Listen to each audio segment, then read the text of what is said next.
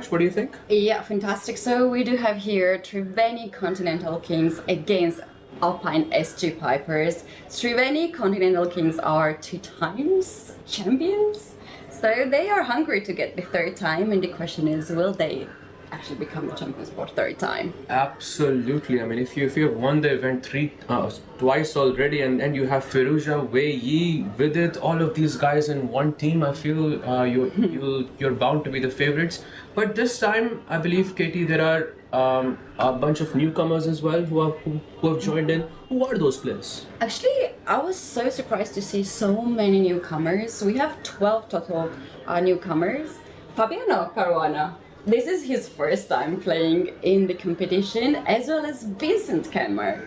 Those 2 big names actually, as well as Wesley, so also playing here for the first time. We have Artemiev playing as well for the first time. Dominguez, also newcomer here. Who else is? And we have a lot of girls. Also, Tolakidu, who is really a strong player, one of the top chess players. Polina Shuvalova is out there. Zhu Jin also one of the top Chinese chess players. And Theodora Inyach, I feel. But yeah, you would know this better than me, I feel. But regardless, so many strong chess players have joined in. I mean, Fabi and Vincent and Wesley, I mean, all of these guys joining in for the first time is just absolutely insane. Yeah, so this is really interesting. And you guys, hello, and big greetings to you in the chat. Let us know what do you think about this event. Are you excited? We are having chat open and gonna read your comments and let us know what you think you're gonna win. Absolutely, and I see the chat as well. Someone is saying Messi is in Mumbai right now, which on the way to this place we saw Messi, which was absolutely insane. Yeah. And I think the games have begun. Actually, we have Vidit versus Prag, an all-Indian matchup. I mean, it's only fitting, right, that you start off the match with Vidit versus Prag right itself. And we have, it looks like a Queen's Gambit accepted, and a very weird name which I did not know that it existed. Black goes D takes C4, Queen's Gambit accepted. Yeah, Knight F3 happens. Also have never heard it. Knight F6, E3, and Bishop E6. And do you know, Katie? Sorry, I'm going to put you on the spot here. But do you know? Yeah, what's the name of this variation? No, I don't know. And you will be shocked because it's called Win-Hour variation. Yeah, I have heard it. But that's usually in French, no? Yeah. Not in. Yeah. But yeah, some new prep ongoing by Prag here against Vidit, and Vidit in deep thought. I was actually thinking that Anish Giri and Vidit would be the pair up in this match, but seems like those are not comfortable to play against each other. And we have a switch, Prag goes against Vidit and Anish goes against Wei. I have a theory that Anish is going to be in the candidates, and I have a theory that Vidit is going to help him. I don't know this for a fact, but I'm assuming so. And if that happens, they can't be playing against each other, of course. So it makes perfect sense. And right now Vidit sort of taking a long thing. He goes Knight A3, puts pressure on the C4 pawn. I think a logical move. These guys are playing weird moves. You never put the bishop on e6 just in front of the e-pawn and block the bishop, right? Yes. And then we always say don't bring the pieces in the edge of the board. And then we have knight a3. Why do you think they are doing all this stuff? Modern chess for you. I think so many rules that we thought initially were not possible or not feasible are now sort of being played on a regular basis by the top players. They are sort of cementing the legacy of this modern chess where there are no rules. And Black's last 2 moves kind of define that. White goes bishop e2 in this position, but now it sort of feels normal. Who would you pick here, white or black? In this position, I kind of like that white solved the issue of the light square bishop, because in this setup, you are usually struggling with the bishop on c8, so I love this bishop on d5. It controls a4 square, it will support the knight on e4, so I think black kind of solved the issue here, and at least there's going to be a draw in this position. And we have very interesting scoring system at GCL. So first of all the members in the team, they are playing the same color. Okay. They're gonna start all of them with white pieces from one team, and the opposite also with the black pieces. And if you win with white pieces, you get 3 points. if you win with black pieces, you get 4 points for the victory. Wow. So you might think that during the toss, the managers of the team, they would choose black colors. But last year, as I was there during the toss, most of the team captains, they were choosing white color anyway. But that doesn't make sense, no? Because if you win with black, then you get more points. But okay, I guess it's easier if the whole team plays with the white pieces, I guess. Yes. And a little bit update for this season compared to the other season is that the players have 20 minutes for the start without increment, but after 40 moves, if they reach the 40 moves, they're gonna have 2 seconds of increment. So no dirty flagging situation, I think, but maybe we're gonna see that. I'm not there back with it. Yes. We're not gonna have a redo of that. Great to know that, Katie. I think that's very useful information for everyone here. So while I think Prague thinks, maybe we can take a look at some of the other boards as well. We have Firouzja versus Fabi going on, and look at this. Fabi has gone for the dragon. Dragon, I love dragon. I love dragon. So cool. Yes, and we have actually played a similar in a similar fashion before. You played the classical against me, but I got absolutely demolished in that game with the white pieces. That is, black goes h5. And what's going on here? What's the plan? If I go long castle, what's the plan? I think with the long castle, then black can start knight c4 in that position, and that's exactly what black wants to have. Black has, Fabi brought this rook on c8, there is a dragon bishop on g7, and all black wants now to have the white king on the queen side, which means that you have to long castle here. I just wonder if Firouzja is going to do that, or maybe he's gonna keep the king in the king side, maybe something like king to f2 or king to even short castle, I don't know. I don't like long castle here. It just feels risky to go long castle, and it just feels, wrong to keep the king in the center as well. So, the gamble that Fabi went for by going for the dragon is not an easy line to play in this, especially in any format that is. But yeah, I think like top players, they have gave up already to play in the classical chess. But here we have a rapid time control without an increment, and it is very, very sharp opening. So why not to play? I like Fabi's choice of the opening. And we can see from the bar itself that Fabi has more or less equalized matters here. So I think Fabi looking really good. Let's take a quick look at Wei Yi versus Anish, because wait a second, is this the opening that I think it is? Because look at this. Wei Yi went for knight c3, knight f6, and he played d4. I was playing that when I was a kid. It was many years ago. Well, did your coach ever tell you that this is a bad opening and you should study classical openings and stuff like that? I switched very fast to d4. Well, if your coach ever told you this, you can show him this game and be like, you were wrong. Bishop d2 happens. What is Queen doing here in the center, like hanging out there? We usually don't do that with the... Yeah, usually, I think you're going queen e3 in this position usually, which is the mainstream line in these variations, but he goes queen c4, bishop d4 happens, bishop d2, castle, long castle, and he goes rook e8, f3, d6, queen e2, okay, some I think preparation stuff, and black goes bishop e6, a3. Wow, they've made a lot of moves here, and after bishop a5, Wei Yi is thinking. And Katie, before we jump into the position, one very interesting fact is that both of these players are going to be facing each other in the candidates. Yeah, that's going to be the big matchup indeed, and cannot wait to see how the things going to unfold at the candidates. And this can be very personal, any match before the candidates is very personal for these players. For no sure. one wants to lose it. For sure, I think some psychological... that could be one of the reasons why Wei Yi goes for this sort of, let's say, non-traditional opening. Okay, first, of course, there is a time control, and secondly, I think also to not show his hand later on, in the candidates itself. So Anish goes bishop to a5, and this is the current position where we are thinking. So far, I think I don't see a clear advantage for anybody. We haven't checked out games of Kostenyuk and Zhu Jinner. Shall we take a look at that as well? Yeah, let's go there. We have 6 boards in this competition. We have the icon board, first board, and very interesting fact is that you never switch the icon players. All these teams, they have the same icon players. Okay. But the rest of the five boards, they can bid for the players. They can have different players every year. Then we have 2 superstar players, male players. Then they have two superstar women players, and then we have prodigy boards. So here we have the superstar women players. Absolutely, and superstar indeed, because you've got how you fun playing with the black pieces, and okay, some might, I think most people would agree, the second strongest female player to ever exist.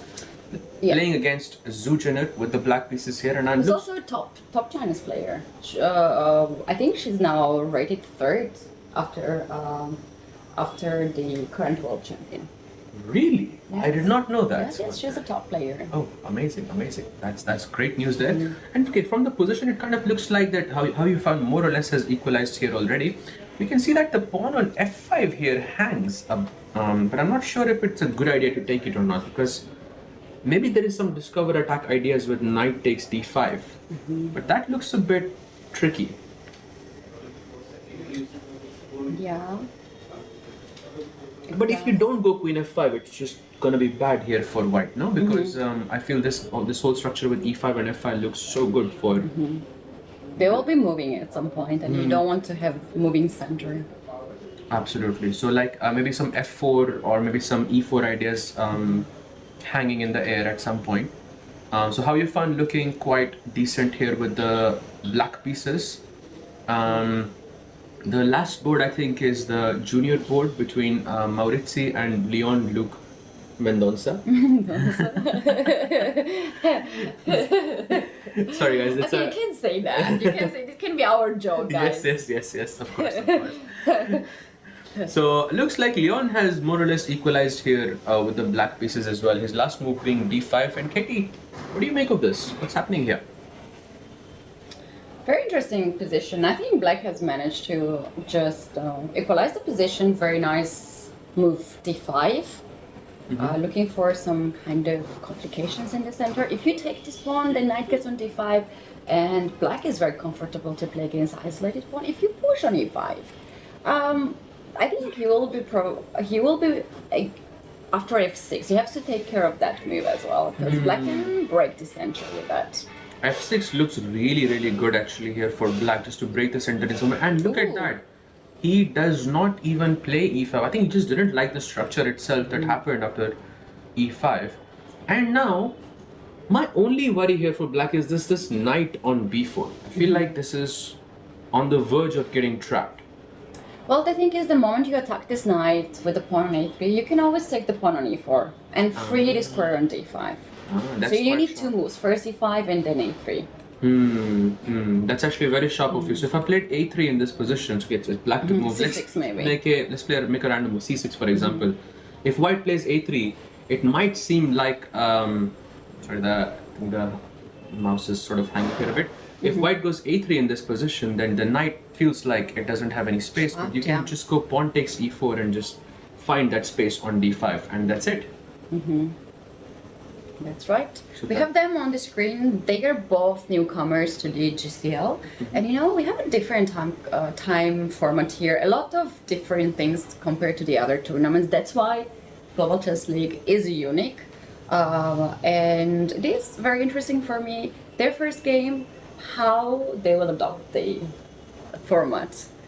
Oh, absolutely. And we were just in Goa, not so much time ago, and Leon is the strongest player ever from Goa so far. He's from Goa. He's from Goa, yes. Oh, well, lucky the highest rated player to come out of Goa, basically. Yeah. And I believe the second grandmaster from Goa after Anurag Muhammad, of course. And Fantastic. so Maurizio plays a3, and I think we're about to see that plan in action that you mentioned a bit earlier with pawn takes e4 and putting that knight on d5. The question is, does Leon go for a4 first, or does he take the pawn immediately?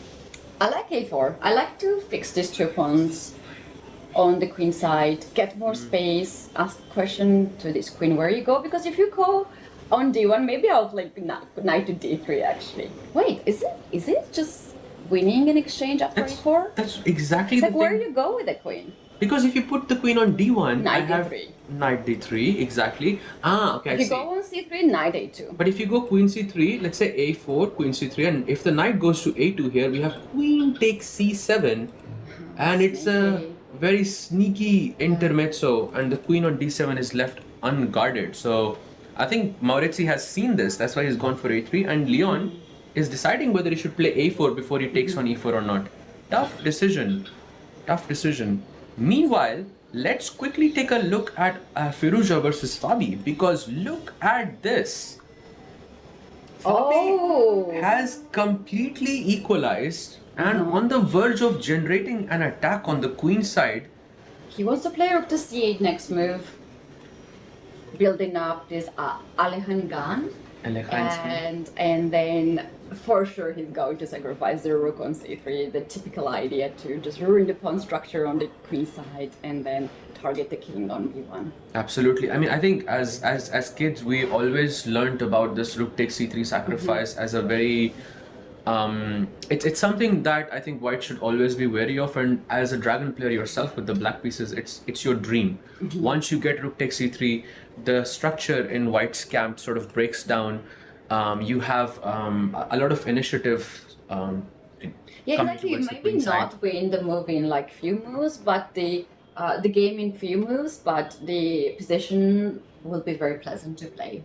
Absolutely, I think you couldn't have said it better. And so Fabi, I think looking quite good. Wei Yi versus Anish so far on my screen is the only game where one person seems to have a significant advantage, and that person is Wei Yi. With all this move, queen d4, queen c4, queen e2, queen e1, yeah, he made like 4 moves with the queens and still have better position. So we had the queen here, here, and here. Oh, even on f2. Yeah, it went on f. No, it on e1, I think. Yes. Oh yeah, so no f2. Out of 14 moves, 4 of them were made by the queen, and yet... So white is so bad here, because if I look at this position, black is not so bad. I have this nice attack on the queen side. What is that? Is it g5 kind of move? g5 looks Knight kind of d7. Nice. I think firstly we gotta break it down. Yeah, firstly I think because we have a pawn in the center, black does not have a pawn in the center, so naturally we have more space. Secondly, I think your idea with g5 looks really good to me, because once you kick this knight away, we can jump our knight to d5 and gain more control in the center, and then we have a lot of these attacking possibilities on the king side. Exactly. Do you think Wei is going to win this? I mean, why not? He's this type of player who can win this kind of positions easily. We saw what in the World Cup, and I think this type of a format really suits him well. He took down Arjun as well. Yeah. Which was, I think, a huge upset, at least for us. Yeah, I know. As Indian fans, it was a huge upset. It was huge. He has 2 minutes advantage at this point, and he's investing his time because he feels this is the moment. For sure. So rook b8 happens, and now Wei Yi is thinking. We have 12 minutes and 11 minutes for Anish. Remember, just a gentle reminder to everyone, until move 40, there is no time increment in this format. So this is all the time they get, throughout until they reach move 40, and still they only have 2 seconds. So 1 second is spent just by moving the piece and just pressing the clock, and that's it. Yeah, you guys see the players on the screen. The event itself is very colorful, and the players are having their jerseys, their outfit, all of them are having the same color, and the teams are having just fantastic colors, pink, green, blue, orange. Yep, it's nice to see the unity, I think, between the players. I think this is why I really enjoy watching this league. I feel like it really brings out that team element into chess. So yeah. Yeah, love it. I feel a lot of people would be wondering what's happening between Vidit and Prague. This is the position right now. What's happening? Vidit has a bishop for the knight, and Prague has an isolated pawn on d5. Yeah, looks kind of equalish, but I kind of like this queen on a3. It makes so much problems for the pawn on b3. We cannot move the knight. Yeah, if knight magically moves on d4 in one move, that's the fantastic square for the knight. Multitasking. Yeah. Multitasking. I love that. By the way, this just reminded me of a nice tactic. So let's just play, I don't know, something random like king h8.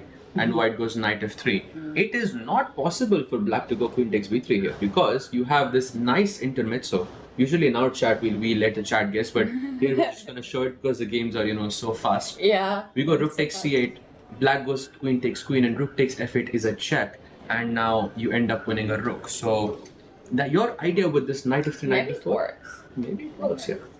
Nice find there. Maybe it works. The accident. Okay, what's happening in the other boards? Wei is still thinking. Were you still thinking? Yeah. I think we have an update on Alireza versus Fabi. That's the icon board on that's board 1 right here. And Alireza has made a slight inaccuracy with his last move, which was knight f4. And Fabi responds with bishop c6. And guess what, Katie? Guess what's the only move in this position? What is the only move? It's the only move in the. Otherwise, Alireza is in deep trouble. Yeah. And that move is g4. Okay. Like, that's a big weird move, right? I'm not even sure how I would respond, or if I would be able to play g4 in a situation like this. But yeah, if you take on g4, then h5, and you just basically have to go all out on the king side. If you don't, then black gets b4, and it's a big problem. Yeah, after thinking for some time, I think you just need to think 1 minute here with white to figure it out that you don't have much to do. This is your idea and you have to go for it. I think you're gonna go g4 in this position. G4 looks, I think, quite tempting to me. But if he doesn't, he is in deep trouble. By the way, that idea we were talking about with rook takes c3, that might be in the air as well. Because if you go b3, for example, rook takes c3, queen takes c3, and knight takes c4, and boom. Yeah, that's white it. is dead lost. That's it. Knight comes on c3, the game is over. Basically, yeah. So, yeah, g4, critical moment. And remember, everyone, that if black wins, that's 4 points. Because black winning will get you 4 points. And if you win with the white pieces, that's 3 points. So that's a huge yeah, in case of draw, if the match ends 3-3, which has never happened in the season 1 or season 2, then both teams will get only 1 point, which is not much. No one wants to get only 1 point because the other team's gonna score 3 or 4 points, and you're gonna be just so much behind. So this is the event where the players are just going all in. Basically, so if everyone just draws, that's the only way that the match can end in a draw. That's it, right? Yeah. Wow. Never happened before. Really? Yeah. Do you think it might be the first time? I don't think so. You don't think so? What I've seen so far, I don't think so. It's gonna be the case. There's always one game that because we had no improvement last time, so they were flagging each other. Okay, that kind of makes a lot of sense. And and okay, right now Alireza is in some trouble for sure. And if we move on to the game of Wei Yi versus Anish, looks like Wei Yi has made a slight inaccuracy in this position with his last move, g5. First he played rook to g1, and then he played g5. Oh, he had a very good advantage here if he had played knight cd5. But g5 is an inaccuracy, and Anish has to find something with b4 instantly. Otherwise, he's in trouble. Yeah, and the point being that knight d5 was a better move just because it stops b4. It stops the counterplay, and then you can push g4, h4, and so on. Yes, I think that's a great point. So if I played knight d5 in this position, then there is no b4, basically. Nice. So he goes g5 and black plays knight e5. And now, attack on the f3 pawn. Yeah, how are we gonna... Is bishop e2? Yeah, bishop e2 looks good to me. Bishop e2 looks quite interesting. Somehow... Oh, there's knight d4. There's knight d4 and you attack the f3 pawn even more. So white actually only has 2 moves well here. There is queen f2, which I would not play in a million years because there's bishop b6 incoming. And you're just scared of that. Then the other move is rook g3, which maybe is not... It's okay move, but... Yeah. I'm starting to like now black's position with knight d5, potentially getting knight also in d4 next move. Yeah, Anish might feel very comfortable. Really, you like black's chances here? Yeah. Ooh, interesting. So that's 2 games. Basically, Fabi having a great position against Alireza, and Anish having, let's say, good practical chances against Wei Yi, both with the black pieces. And Prag is basically in a more or less a drawn position against Vidit. Alireza played g4, the move that we were thinking this is the only move not to get worse position, and here we have the... Wow, the fight is on! And now Fabi has to respond accurately here, because if you don't, even if you give one move to your opponent, you can just be lost here. Yeah, exactly. Any side can be lost in this position. Yes. Absolutely. Now Fabi comes in. There is some kind of ideas also to sacrifice the piece on e4. Knight takes e4 right now. I'm not sure right now. Maybe first to take the rook c3. If you take with the queen, of course, knight e4 and or maybe I can also consider to play knight g4. Oh, knight g4 also looks interesting. We might just be very good. I think black might just be having a really good position. And you know what? After like queen going on d3 or d2, I'll take the bishop. Queen takes back, and then I'll play bishop to h6 to pin the knight on f4. So if I go knight takes e3 in this position, sorry, this mouse is like kind of lagging a bit. Yeah, I'm just trying to make it work. Sorry to everyone. So this is the current position. If you go knight takes e3 here, white goes queen takes e3. And I was thinking about bishop h6 to pin the knight, and then I want to play e5 next move. Ah, bishop h6 and then you pin the knight. Not sure why some problems here with the mic, but yeah, bishop h6. And then you play. Maybe let's stick to the live board because it's kind of moving around a bit. And I'm not really sure if I. Yeah. I think we can stick to here, and g4 is the current. Refresh, I guess. Yeah, we just did a refresh here, but it's just I'm not sure where the cursor is going. I think it should be fixed very soon. But yeah, g4 is the move, and now black has to play this entire sequence with rook takes c3 to keep things balanced, or you can also just capture the pawn on g4. What do you think about that? Technically, rook c3 is the move to be played here, right? The rook c3 is best. Oh, there we go. The mouse is back. Let's go. Let's go. That's a W. Also, pawn takes g4 also is I think a potential move. But let's. I wanna take this g4 one. I'm scared the h5 and of this kind of moves. I've seen too many games there. But you used to play the dragon yourself. No. Never. I have never played dragon, but I was coaching to my students. I was showing him this variation, and that's where I learned all these ideas myself too. Right. That's nice. But of course, like, practically speaking, I think most people would be wary of playing a move like pawn takes g4, because once you get h5, you have to make a bunch of only moves, and let's not forget, Fabi only has 5 minutes. I just wanted to mention about that I would be worried if I was his teammate to have so low time on the clock, and it's only 18 moves. Too many moves to go. 22 moves he has to make to get 2-second increment. This game might not even go that much. I don't think the game will go on until 40 moves. It's too sharp for I think it might not even be possible to go that far. But yeah, after g4, Fabi is thinking, and we're going to play against Manish. Wait, Fabi makes a mistake. Oh. Wait, that's not a big one. It's not a bad move actually. But there is some. Yeah, actually, white has to make a bunch of only moves here. Like, for example, pawn takes h5 is the only move here, but okay, a logical one as well. And Fabi is in some trouble for sure. Maybe he miscalculated something. Yeah, to take the knight on c3 and to give up so much material is not easy decision, especially when you have that much of time on the clock. So let's see how it's gonna work. Absolutely. And meanwhile, while Fabi thinks, let's switch to Prag's board and see what's happening there. It was. Ooh, look at this. That's a big change.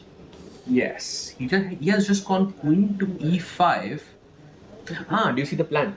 It's a small tactic. I think it's a one move tactic that Vidit is sort of aiming for in this position. If you take on b3. Well, no. I mean, I was assuming not going to do anything, but I have queen takes e5 in this position. Queen takes c5. Sorry. Queen c5? Yeah, but if he didn't play b6, Yeah. because I had bishop f7 check. Oh, nice. It's nice actually in this position, but that didn't Oh, happen. Prague is down to 4 minutes in this game. Wow, that's not enough minutes whatsoever. But they have played 26 moves, so they have to play 14 more moves to get the increment. Maybe he will reach 14 moves safely.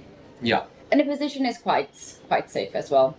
I don't This know. knight on... I'm always afraid of Vidit in these positions because this is so calm, and Vidit is, I think, a great positional player, and he has that slight pull in the game, and I think he's super dangerous when it comes to such situations. So I don't know.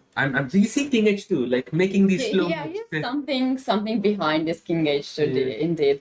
Yeah, it's like he has an idea because he's just gonna play super slow, and maybe he wants to go G4. Yeah. I think F3 in this position. F3 to open up the F file, because the bishop from C4 is targeting the F7 pawn. Okay, that's actually quite nice. Bishop C4 targeting the F7 pawn is quite nice. Black goes Rook D8.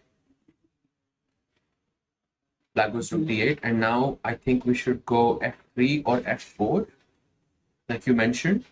I think that looks quite interesting. Yeah. Let's see what he is gonna play here.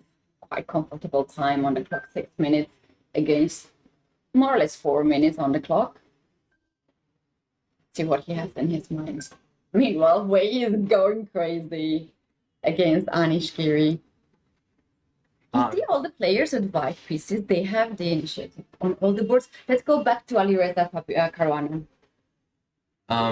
Okay, sure. We can take a very quick look at. Ooh, that is Look at that. insane. Look at that. We have our first brilliancy here at Of a day. Of the day, yeah, and of the entire chess league over here. That's insane. Pawn takes G6, and if he takes on C3, then I think some tactics here. Take on F7 first with a check. Yeah, and then you go Queen G2, and then some Queen G6 check on G6. I think will be quite dangerous. And look at this, Wei Yi versus Anish also seems to be going, towards the defending champions with the white pieces, and Wei Yi is objectively winning. Exactly. You see, white pieces, they're getting something out of being white, in this time control. And there is also some secret that Triveni Continental Kings have, because they are really good at this. They're a really good team.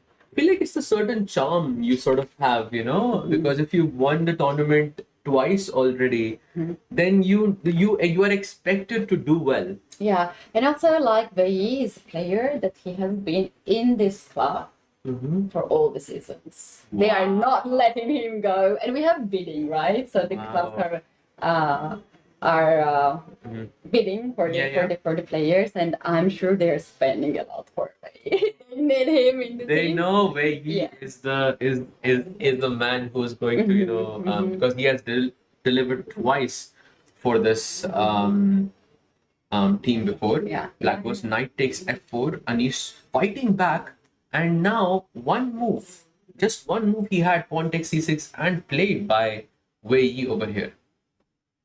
I wonder if Anish is already feeling that it's not a good position. What do you think? Can you read his body language? Anish, I think he is. I'm sure he must be under a lot of trouble. And something I noticed about Wei Yi during the World Cup, that even if he has 1 second on the clock, he will just make the move so calmly, so slowly, and that can be intimidating. Yeah. To your opponent. I mean, I'm sure people will agree, because it's you are thinking, okay, he's going to lose on time, but he just makes it so calmly. Yeah, super cool. Yeah, he's the person that I really love to interview. His answers are so cool, actually. Really? Yeah, I really enjoy to interview him. Oh, he's super cool. I haven't had the privilege yet, but I'm definitely looking forward to, that moment one day. Meanwhile, Anish has to think whether to take the pawn on c6 with the bishop or with the queen. Both of them, I think, look promising. Oh, bishop d6. Ooh.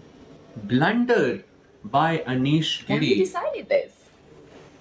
No idea actually, because bishop takes clearly bishop c6 there was knight f5 and the pawn on g7. You can so you have to keep the bishop on this diagonal. Yes, you have to keep it on the c8 h3 diagonal. Rook to f1, Otherwise- attacking the knight. Yeah. Not bad. I don't know what they're doing, to be honest. Like, I understand why this is the move, but myself, I will not figure it out the move to play here rook to f1. It's quite complicated.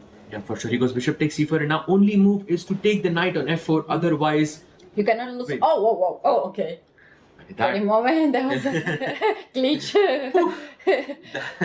that was yeah. They should have a commentator's heart rate as well, yeah, because Yes, it went up for a second for sure.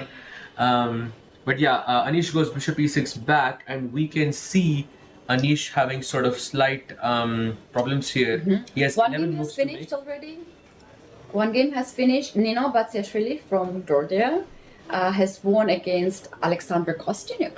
Ooh, wow, so that is actually not the best news for the defending champions, because Alpine SG Pipers has just defeated the first, at least one board has defeated, and they have gained 4 points because they won with the black pieces. Yeah, very important win here for the Alpine SG Pipers. So basically, if now Triveni Continental Kings have to get back, they have to win 2 games with the white pieces. Is that correct? Yes. Wow. Alireza is doing what? Can we go there? I'm not really sure what's going on. It looks like he's completely winning Alireza. Okay. Wow. Look at this rook g7 check. Insane performance here by Alireza. I think he is going to at least level the score for his team. Yeah, I think Alireza might just get the point now. Maybe we will go with the camera to see last moment. Yeah. Caruana, this is the first time for him. This is not the nice welcome to this season. Absolutely. And Alireza, I think, doing great here so far. And I think let's switch to Wei Yi versus Anish. This is the current position. Anish also in some trouble. 45 seconds for the Dutch number 1 with 8 moves left to be played. This is insane. Exactly. I love the pawn here on c6. Being extra. Queen to c5. You cannot take the pawn back because there were some problems on the background. Absolutely. So queen. Yeah. If you take queen c6, this might look safe and people might say, why you didn't take it? There was rook to c3 and losing the game. Yep, and he gives a check on g5 and white goes king to b1. This b1. king is so safe here. Black's king is not safe because there is a problem on the back rank, and that's why h6 has been played. c7, why not? Yeah, Just because push, yeah. let's just push the pawn all the way and let's see what happens. I think here Anish has to be really precise. He goes queen to f6. I think the best move in the position. And now white has to find some way to get this queen to b7 or to d7.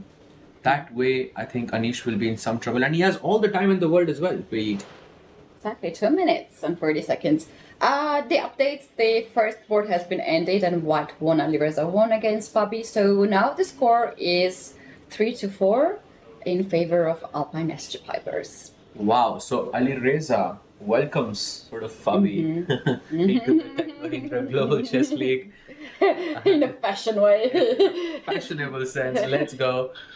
But yeah, the score is 3-4 to Alpine because they are all playing with the black pieces. And right now, from the looks of it, looks like the defending champions are going to win at least one more match with the white pieces. Wei Yi, I think, is one of those matches because I feel he is borderline winning at this point. Ooh, but look at this. Anish being tricky. There is rook takes c7 and queen a5 check. What a tactic that is. What a surprise, right, from Anish? And look at him, 10 seconds and he is calm as a cucumber. Yeah, he gives a check. Gives another check. Gives another check. Oh, it's not a check. It's queen b5. He goes king h7. Let's go rook c5. Rook c5. We don't like this queen on the center. Let's kick it away. Rook c5. We can also win the pawn on f7 as well. And how much can this queen really defend? Rook c5. Played, queen d4 happens, and now we have to do something. Let's Do go. something. What's the winning plan here? I'm not Not sure. so Okay, easy. I think what I would do is I would play something like h4 because at some point you're going to capture this pawn, and I'm not in a rush. c3. C3, okay. This guy is not afraid at all. Look at this king to a3. Next will be king b4 for sure after queen to c1 check. And the moment he goes queen f4, queen d7 is winning. Queen d7 is completely Why he winning. loses the rook? Why queen f4? He has 4 seconds on the clock. Oh, but So he it has- was the closest move. yeah, probably. Yeah, the queen. That's the closest it could go without getting checkmated. Queen f5 check, and there it is. I think Anish about to resign because Oh, look at that. This Takes an is- f7 with a check. we call this the golden pawn, the f7. I don't know if you know this, but No, I didn't know that. it's like we call this the golden pawn because it's the most important pawn in the entire position. And the moment you push it, it loses its value. And right now you can see how vulnerable the black king really is in this position. Wow. Well, he is very impressive. Wow, a5, white goes king to b5, queen f1 check. Let's go king Oh, b6. king b6. Wow. King b7. I think Yes, this will be the king- king who will Yeah. pick up this rook. Rook d5. Oh, I love this move. I love it. Queen d8 check. Let's no, go. Stop it. Why he's so brilliant. When there is a will, there is a way. Oh, wow. And this is the way to win Way. the match and the game. Amazing. Amazing. What a performance by Wei Yi, taking down Anish Giri. And now I think, okay, one more game has as well ended between Zujir and How You Fun. Draw happened there. That's a draw. And then we have Vidit versus Prague, which is also most likely going to end in a draw. This is the current position, but Prague is pushing. Prague has Extra pawn? an extra pawn, but what can you do with it? You can't defend both, no? It's a draw. Of a draw, Tablash. We take on g5, king h6. Yes. Rook back to a5, okay, And a h4. draw for now. Yeah, this is just a draw. One more draw incoming, and the last board, guess what? Okay, unless the players are planning to play king rook, king rook. No way they're gonna play this one? No ways, yeah? No ways. No. Okay, so I think let's move on to the last board. This is the current position, and Maurizio has just made a slight inaccuracy with rook c2. But let's not forget, he is a pawn up with the white pieces. He's a pawn up, and a draw is enough for his team to win. It is 6 here, 7 against 4 at this point. Wow. Oh, against 5. 6 against 5. 6 against 5. So basically what this means is that unless Leon manages to win this with the black pieces, Pawn The down by Triveni- the time, but Triveni Continental Kings will sort of win the match unless okay, he is repeating the move because he knows all he has to do is make a draw. He does not have to go for the win. That's It's a very repetition. tricky. It's very tricky. Is that a repetition? Can we have them on the screen? I don't think we have them on the screen. And there it is. Repetition. Wow. The last match ends in a draw as well, and with that, the defending champions, Triveni Continental Kings, take down Alpine SG Pipers, thanks to Wei Yi and of course Alireza Firuza, who took down Fabiano Caruana and Anish Giri respectively. What a performance! Brilliant start of the tournament. Would you see this scenario happening? Like when we started, I would not imagine that there would be the result. This has a result on first two boards. Anish losing and Fabi losing on the first round, I don't think it happens much. So no, I was not expecting Fabi to lose. And also, we could not see this game as much, but let's do a quick action replay over here because this was the current position with rook c8. He took the pawn on h5, black goes b4, and look at this move. Love the sacrificing the knight, but destroying the whole pawn structure So on the good. king side. I mean, it's so good. He goes pawn takes c3, gf7 check, black goes king f7, and now queen to g2. What a move! A threatening queen g6 check, and you have this knight e6 incoming as well. And black is just dead lost. And he found the only move here to sort of keep yourself in the game with e5. And what did he go here? He goes rook g1. G1, attacking the bishop on g7. Absolutely. Another piece sacrifice. Another piece sacrifice takes on g7, king e6, and look at this queen g6. Just like that. I mean, that's two We're pieces 2 pieces now. down, another piece hanging on e3. Yes. He gave up 3 pieces in one game. And he goes check. Black moves the king with rook g6 coming in, rook g1 coming in, and rook g7 check. Rook takes e7. I mean, I think it's such a beautiful finish by the French number one, Alireza Firouzja.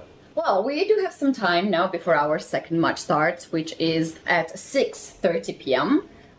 Ganges Grandmasters against Upgrad Mumba Masters. They will start to get in now in the venue and prepare for the match. I'm sure the toss has already happened, so they know the color.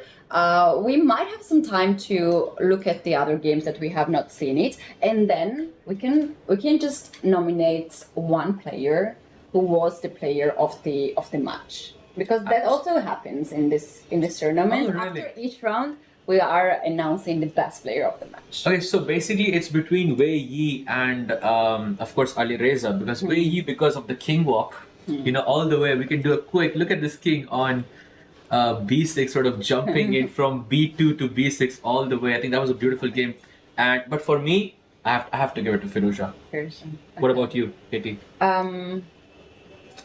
I love Wei's game. Oh, you loved Wei Yi's game. Yes, you know why? Can we give it to both of them? Yes, okay, I can offer them a draw. You know why I like Wei's? Because he started from very slight advantage. He made all these queen moves there and here, and he never gave the chance. In the game of Fabi and Alireza, if Fabi could take the rook on c3, maybe game would go to the other direction. You're right. Wei Yi was more consistent, more solid, and he gave less chances to Anish. In comparison to Alireza, because it was dragon, it could have gone any sort of way. So it makes sense both ways. But I love a good tactical game. I just love it when you sacrifice pieces left and right. I think that's really can be. It really shows the beauty of the game and the beauty of this time. Maybe our chat has to figure it out. So we're choosing different players. I'm taking Wei. You're taking Alireza. Guys, now it's your time. Don't be biased. Don't be biased. I know he's your host here for many events. Don't be biased. Just gonna write in the chat, Alireza. I'm just joking here. But guys, I think let us know in the comments, and I think we will take a very short break, and we will be back with the next games.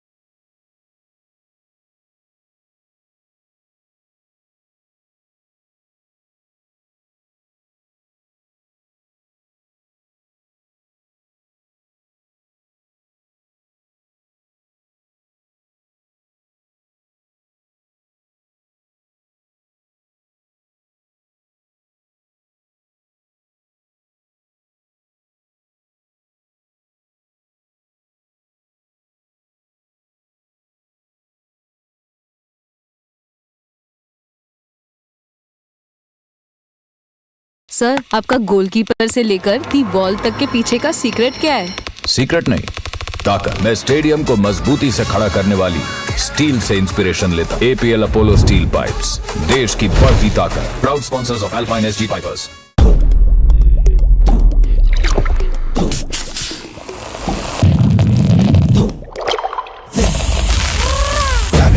Grab it, visit, grab it, grab it, visit, grab it, visit, grab it, visit, Gampa!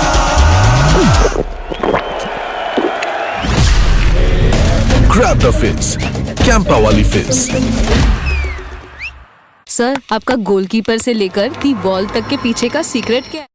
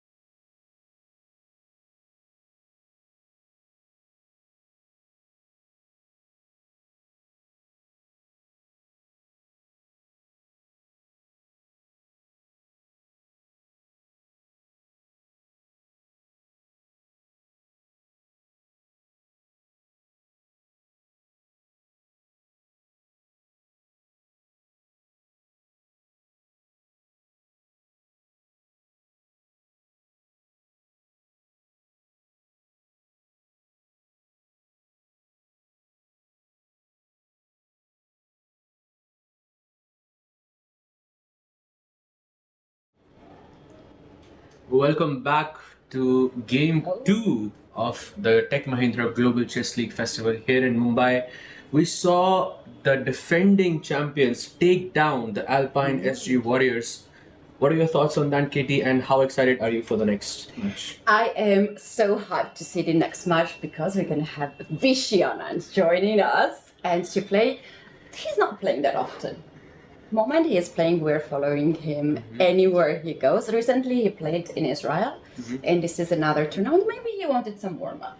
For sure. I mean, I think he played against Arjun in the finals, and we were so hyped about that match. And yes, it is always a treat to see Vishy in action. You know, it doesn't happen that often, but it is always a treat to see that. And let's also inform everyone about, okay, firstly, it's the match between Ganges Grandmasters versus Upgrad Mumbai Masters. And who are the players, Katie? So the first board, icon players, Vishy will face MVL. A very interesting matchup in here, and we can talk about the statistics later on. Second board, Vincent Kamar against Vesliso. Also crazy matchup. Yauhir Sindarov against Shahir Mamedirov. Another crazy matchup. Stavrola, who is a newcomer to this tournament, Connor Hampi. And then we have Polina Shuvalova against Harika Dronavali and Raunak Salvani against Bardia Daneshvar. Bardia Daneshwar, absolutely. And I think this match, I feel, is very close in terms of, you know, the strength of each player.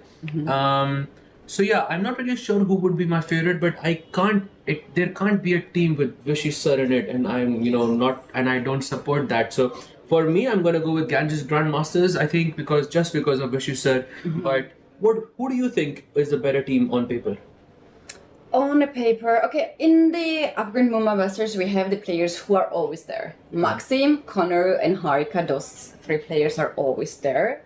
They also Shahriar. I have also Shahriar there, who is like super nice speed chess player. But right now, looking at the papers, I am always biased when Vishy is playing. Oh, you too? Yeah. Amazing. So we're gonna have a great Vishy is an time. amazing person, Yes. and I just love to be around Vishy because his sense of humor is actually 2800. Oh, 100%. But maybe even more. For sure, yeah. And I also, you know, I grew up, you know, sort of, I mean, in India during those times. Vishy was, you know, it was one of the only player, the strong player that you looked up to. And when I finally got to meet him, you know, he was so knowledgeable about things that are not chess related as well, which was very surprising for me. So nice. Oh, you know what happened to me? The day I arrived here, I arrived the day before the opening ceremony. And after sleepless flight, which was 8 hours, no sleep at all during the flight, and also a lot of delays. So basically I had about 20 hours of travel that day. I put these huge glasses at the airport. You know, like I bought really big glasses. Yeah. And I'm wearing them in the hotel because I don't want to meet anyone with this tired face and the eyes. I just put it, you know, and I'm waiting for my elevator. And the door opens, and guess who is walking out from the elevator? It is Vishy. And I'm praying that he just walks, you know, just pass. So he looked on the side, looked back, and looked again like Katie. And I was like, oh no, this is the moment I don't want you to recognize me. Maybe because you had the big glasses, he was like, wait a second. You know, he had to do Do a you want to second see the look. glasses? Oh yeah, for sure. We're getting, you know, we'll get to see what those glasses were that made Vishy look twice. Those were the glasses. Look how big they are. Wait, he recognized you with those? That's Yes. impressive, actually. Yes, That's I impressive. don't know, but I looked twice at Katie. Not sure, actually. Like, it's very impressive that Vishy can recognize you with this. I mean, I would need at least 3 or 4 looks, you know, before that happens. But yeah, I mean, a great story there by Katie. And just coming back to the games, it feels like the Ganges Grandmasters are the ones who have chosen the white color. So Vishy playing with the white pieces against MVL, as you can see on the screen. Vincent Keimer plays against Wesley So. Vincent again playing with the white pieces. So I think this is the board where I feel Vincent has playing with the white pieces, and him being slightly stronger, at least more in form these days against Wesley So. And maybe this board, I would say, okay, Vincent has a slight edge here. Sindaro versus Mamedyarov, I have no clue what's going to happen here. Absolutely zero idea. Sindarov, of course, the most recent World Cup winner. Yeah. And Mamedyarov was a former world number 2. Then we have Polina Shuvalova playing with the white pieces again against Humpy. Again, no clue what's going to happen here. We have, you have to help me with the name here. Stavrula Solakidu. Solakidu. Yeah. Okay, yeah, Georgians and the Greek people, we have kind of complicated last names. So Your name is so simple. It's so simple for me. Yes, because you were analyzing my games for a long time. Absolutely. And then we have the last board, which is the junior board between Ronak Sadhwani versus Daneshwar Bardia, and of course Ronak playing with the white pieces. So the entire team has gotten the white pieces, but at this point I think everyone knows what the drawback is of choosing the white color. If you lose an extra point. Yeah. That's the most important thing here. Yeah, and another really exciting thing about GCL is that the players don't know their pieces, which color they will choose, right? So they have to prepare both sides if they want to. And before the round, few minutes before the round, I think 15 minutes before the round, there is a toss. The team captains are there. They have to guess it's head or tails, and then the one who wins chooses the color. The previous match, it was Triveni. No. Triveni was with the white pieces. With what they choose the white pieces. Yes, they with wanted the white Alireza pieces. and, Yes. So I wonder what happened in this match. Was the captain who chose the white color or the black color? If someone knows about that, do let us know in the comment. Because you guys were here in this small room, I don't know what's happening outside. You might have more information. We can hear them, but I feel you have told us that from you covering this event in the past that players generally choose the white color. Yes, the captains are choosing, and you know what we had?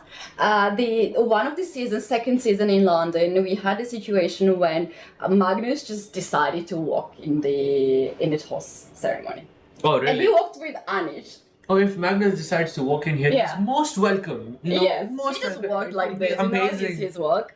And Anish also came, and they did this the toss, and the team captain chose a different color, and Magnus was like, no, like you know all his way how he's doing this. And I was there saying all of these things, and it was such a nice content for me to ask the question, because you might think that the players are discussing the colors, which color they prefer the round before, right? Mm-hmm. But at this level, they are like all the top players, both men and women. I think they don't mind the color. Or do you think they mind? I can't speak for top players, but I mean, if you have a choice between white and black for the entire team, Katie, I would choose white, yeah, because I don't know, like it feels like But you the have an black extra. gets 4 points. Well, I will just tell my team, just take white and don't lose. Like, that's what I Nice advice. just don't lose. You'll be hired as a manager for the next season. Such a fantastic idea. You guys know like who to contact. I'm available. Yes, like give us a call. But I mean, like that would be my advice to the players in that sense. So I'm completely standing with Magnus here. Yeah. Also, to be fair with you, we had this little discussion between us who would be the best player. Is it Tvei or Alireza? I saw the video. And I saw the interview, and it was Alireza who was decided in the end to be the best player. No complaints. I think he played a really good game. And it is said that they can give this award to 2 players actually, because Wei was also fantastic. As I mean, I think taking nothing away from Wei in this sense, because I think he played basically a flawless game.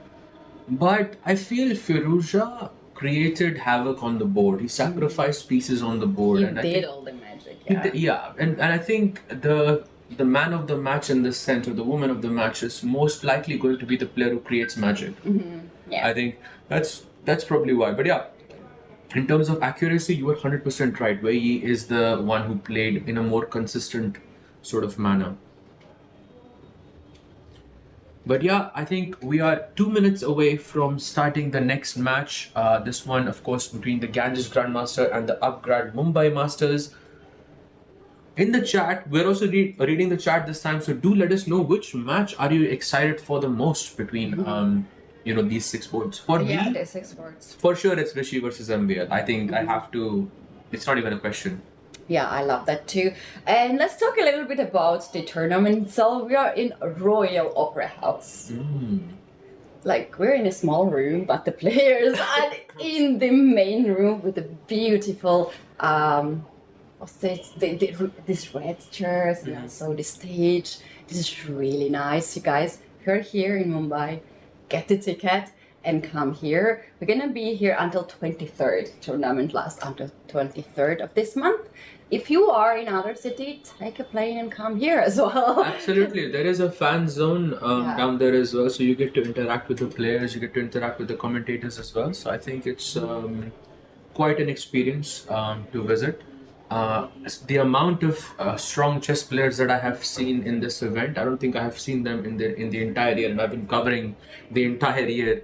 And this Exactly, for because you, it's way the more. average of the, like, we have of course the very strong open tournaments or the World Cup recently in Goa that we both were, but the average is different. You have very strong players, but you also have some players who are from the wild cards, right? And the average is getting lower and lower. Here we don't have that situation. Because there's a criteria that it should be 26 plus rated player to be qualified. So I think, 2700. how far are we? How far are we from To be the players. well, for you, I think you're pretty close, no? Because for a girl, I think it's 2400, and I think Really? you're 2350, something like that, or I like how good you think about me. First of all, you introduced me as international master. I don't even complain about. Oh, I well, didn't I even mean, complain about that. to be honest, I'm hunting for my norms for so many years and for my rating, so I appreciate that. But I have been woman grandmaster since. but I genuinely thought you were, yeah, because I mean, I somehow have this memory of you being 2400 and you making all of your norms, but yeah, sorry about that. It's it's Thank you about maybe that. maybe I'm predicting the future. Yeah, it's going to happen at some point for sure. And Just imagine me playing in at the GCL. That's not gonna happen. I would love to commentate on that. I think it would be an absolute treat for me. Yeah, indeed. Yes. And we're in all comfort here. I love to be in India. I really love to be in India. Yeah, same actually. And to be in Mumbai and to cover this event, I think is an absolute treat.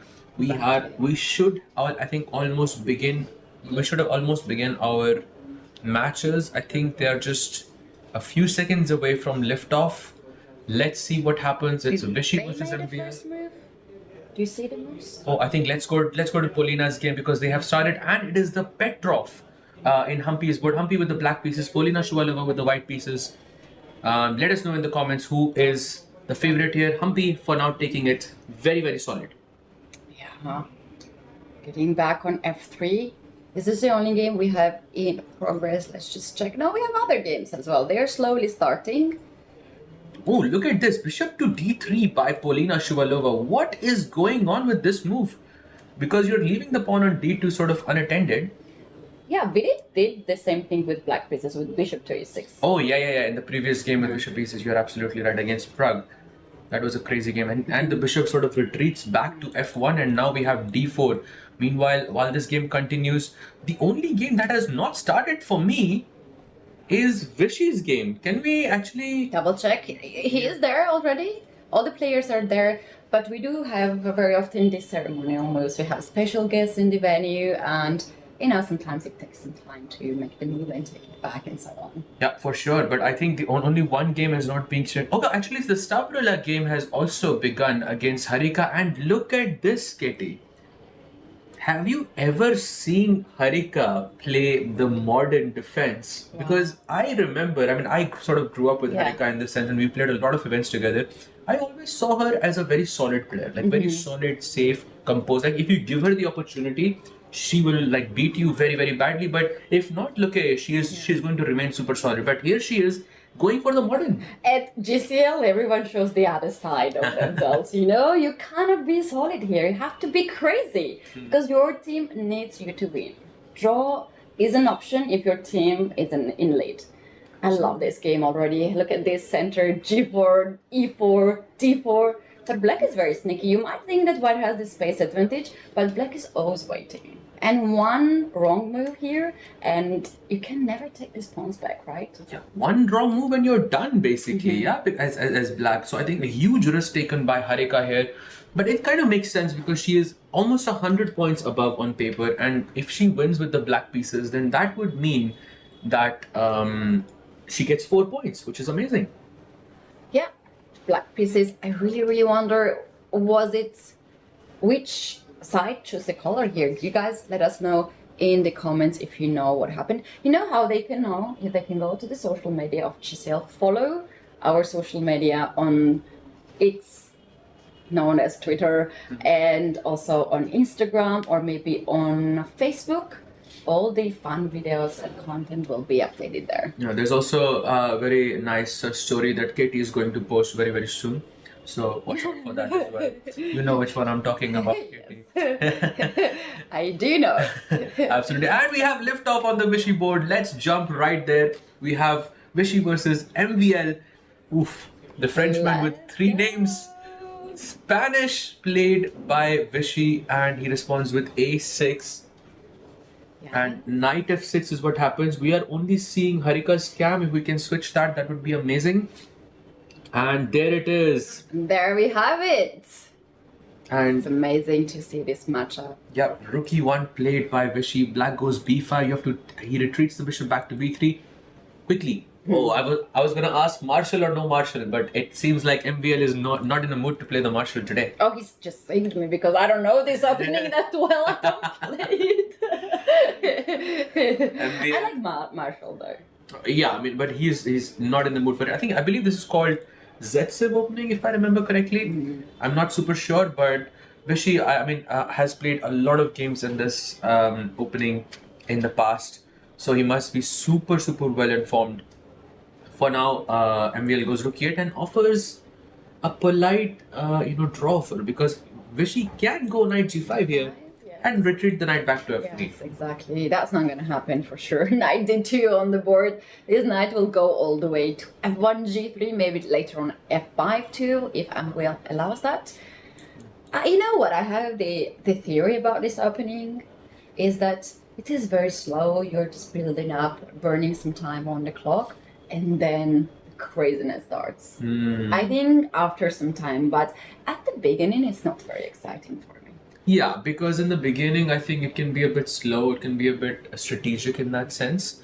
So I feel if you've studied this position deep enough, then it can really favor you. But yeah, that's why I'm going to take Vishy here. I think he has a good chance because he must have looked at this position so many times in the past. And you guys, one word in the chat, only one word. Is it Vishy or is it MVL? And we will know who you think is favored in this match. In case of a draw, we talked about this, they will just have half a point, not 4 or 3 points, which is really tempting to have. The only way to make a draw between them is for everyone to make a draw, which is not gonna happen realistically speaking. Especially because we have the recently crowned World Cup champion Javakir Sindarov, who's playing against Mamedyanov with the white pieces, and this is the current position. Sindarov has a slight pressure. I believe this is from Italian or Spanish, something like that. Yeah. Katie, what do you think? Who would you choose here and why? Again, in my opinion, it is a very slow game for me. And then something might happen and will happen in the end. And very hard for me to decide which side, because one side has to allow another to make some mistake, right? I don't see a lot of fireworks in this kind of positions as well. Yeah, for sure. I think the fireworks maybe only happen if black gets to play d5. d5, and that's it gets interesting, yeah. Yeah, but right now I think d5 just looks dangerous because just your pieces are not ready for it. Like the queen has to come to d7, rook has to go to e8. It's a little bit slow game. I have seen, I think Hikaru been playing h6, knight h7, knight g5 kind of ideas. Can be nice. When g4 has happened here, is he targeting somehow g4 square or not? That's not the idea here. He's just trying to maybe develop the rook, maybe to e8 and maybe go for some d5 break later on in the game, which I think is quite nice. White, on the other hand, I'm not really sure what the plan is, because the most logical move seems to be, okay, if you put the knight somewhere to c4 and maybe you take the bishop on b6, it looks good, but I'm not really sure what I'm going to do after that.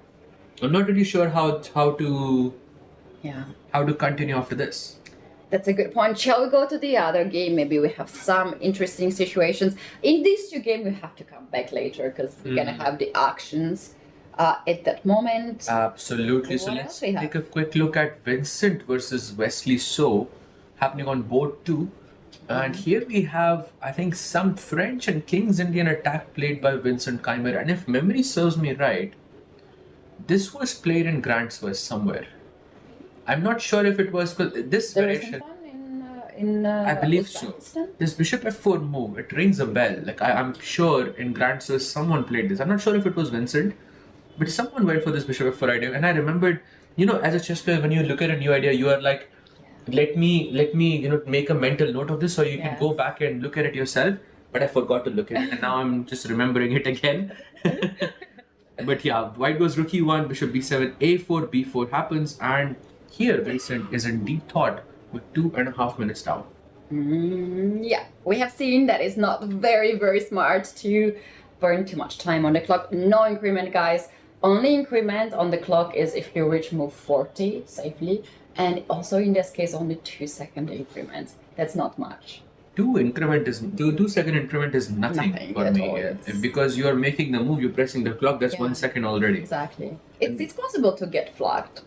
Oh yeah, for sure. Like it's basically like playing a blitz game. 3+2, you also get a 2-second increment. But for me, like that's basically it's just exists. So if there is king rook, players just don't continue playing. Yeah, they can agree to a draw. Exactly. Essentially. Oh, we have some talks in the chat about Magnus Carlsen not being here. This is the first time he's not here. Last 2 seasons he was here, and he really enjoys this format. And I think in general he enjoys very interesting formats. Something new, something challenging for him. And he just became a father of a lovely baby. So maybe he just wants to have his family time. And he played recently the event in South Africa, and then he will also play in Qatar. So basically, those players who are coming from South Africa here in Mumbai and then going to Qatar, this is no break in 1 month, right? Yeah, so that's... You have to choose, at some point. I mean,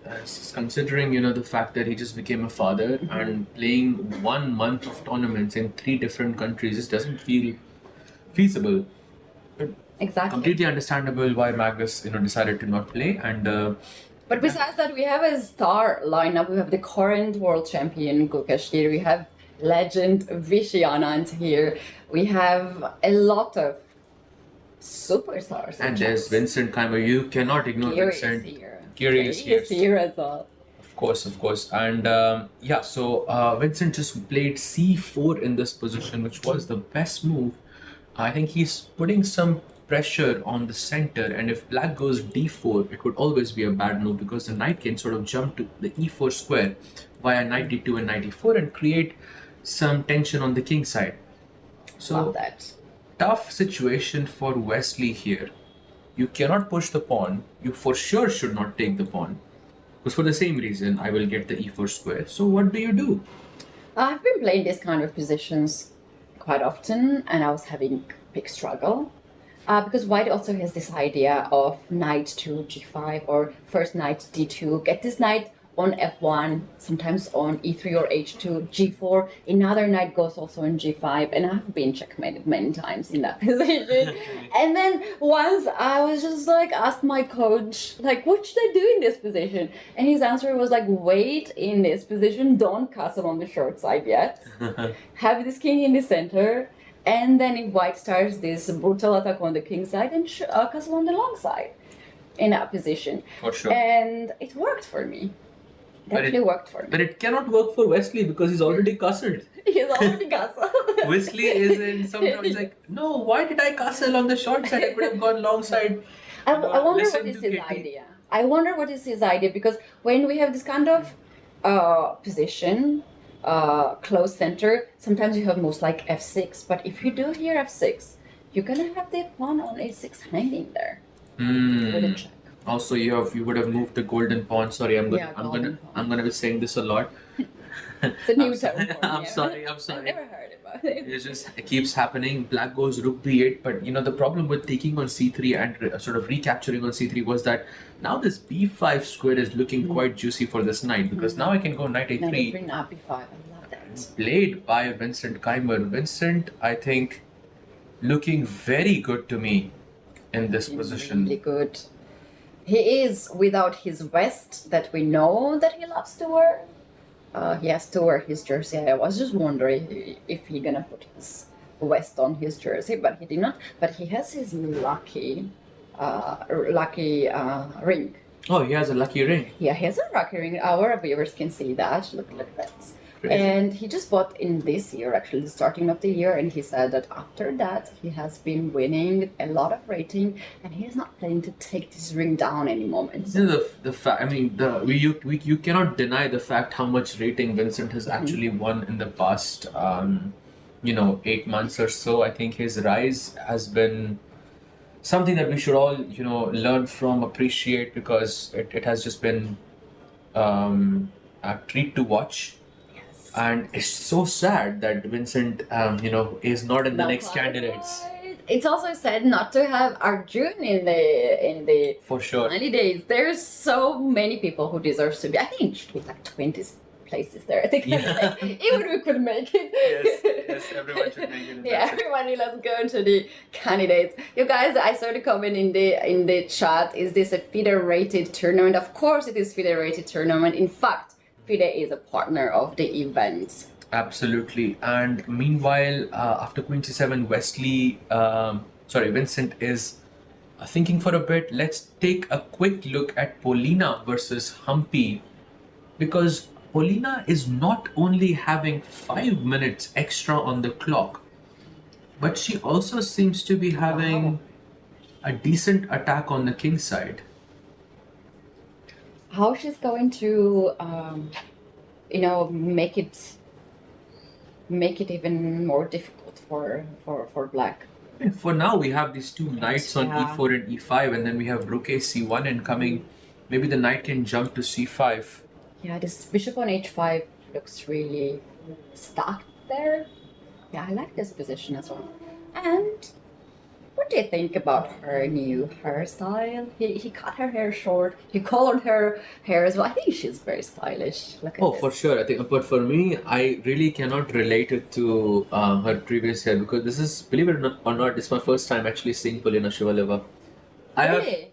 How come? I have commentated on her games before, but I don't think I've ever seen her before. Never seen her in person. You never saw her in person, so yeah. Yeah, some interesting fact about Polina, if you don't know yet, she loves to play football. If there is a football tournament organized here in Mumbai, she'll be first player waiting for the bus to go to the football stadium. So She is loves the to play reason? football. So the reason why she came here is because Messi is here. Oh yes, so Messi is in Mumbai today, and we have seen thousands of fans walking in the street going to the stadium to see Messi. I mean, this is why Polina is playing so fast, yeah, because she just wants to, finish the game quickly and To go to Messi's game to see Messi. Makes sense, I think. Yeah, now we know. Otherwise, how do you explain a 5-minute lead over Humpy G in this position, and a great position as well? By the way, attacking the b7 pawn with her last move and sort of provoking Black to go queen c8. And if you go queen c8, then the queen no longer eyes this diagonal anymore, and our queen can jump. Queen d5. This is the moment you are going to get more pieces on the king side to even increase the attack. Wow. I like that. I love this as well for Polina. I think she is doing really, really well. And taking a quick look at the junior board here between Ronak and Daneshwar Bhartia. Ronak has a double bishop advantage. However, Parthia has, I would say, more centralized pieces, well coordinated pieces, and more space as well. So fairly quite equal. Seems like Birdie is the player who is also a newcomer to this tournament. He's only 18 years old, and his FIDE rating is 2615. And it's so good to have some of the youngsters, coming at this kind of events and showing their best. He's from Iran. Or Iran, how you call Iran. it? Iran. And we say Yeah, Iran. Iran. We also say it in Iran, and some people are correcting me, and I'm really confused. Again, the Raunak is known player for Indian community, also like global community for sure, and he has been here all the seasons. Oh, Party is the first comer here, and this is the first time. You need some time to understand what is happening. for sure. And somehow, I don't know, this position looks very interesting, obviously, but I like the idea for white here, something like G4, H4, G5. Maybe you can start to do some things on the king side. Oh, that looks very tempting to me because you're not only advancing on the king's side, but you're also provoking the knight to take on e4. And as much as I love the double bishop advantage, I feel once you take on e4, the queen captures back, I believe white is very comfortably better because you have the good bishop, you have the centralized queen. This whole g4, g5 business is going to be even more dangerous then. I think this is looking quite good. Looks quite good. Should we go to the first board and check it out? Oh Anand yes, someone in the versus chat also Anand. mentioned that Vishy was in some trouble here, and they were absolutely right. However, with his last move, it seems like he has saved the position somewhat because now there is just one move for MVL, which is knight f4. Not a very difficult one though. Not very difficult. Hitting the pawn on g2 with the knight on f4, bishop on c6. That's a pretty move to play. And also looking for a d3 square, maybe you can do. Look, this knight g3, knight g4. White went for this idea of knight h2 and knight to g3. This is the only idea I know in this position. Knight f4 is here on the board. What's the time situation? Vishy is down on the here. clock and down in the position as well. Not a great sign for the Ganges Grandmasters here, and this will be a loss with the white pieces, let's not forget. This means that black gonna get 3 points if black wins this position. 4 points. Oh, sorry, 4 4 points. points is a lot of points in this format, and I think besides, oh, look at this. Wait a second, am I seeing this wrong? Because I wait. Wait, how is this possible? No. Wait, It is possible. did that actually just Yes, happen? it Wait, just what? finished. Guys, We need to go to the game. Wait. Raunak against Bardia. What happened? what? That is insane because Ronald here.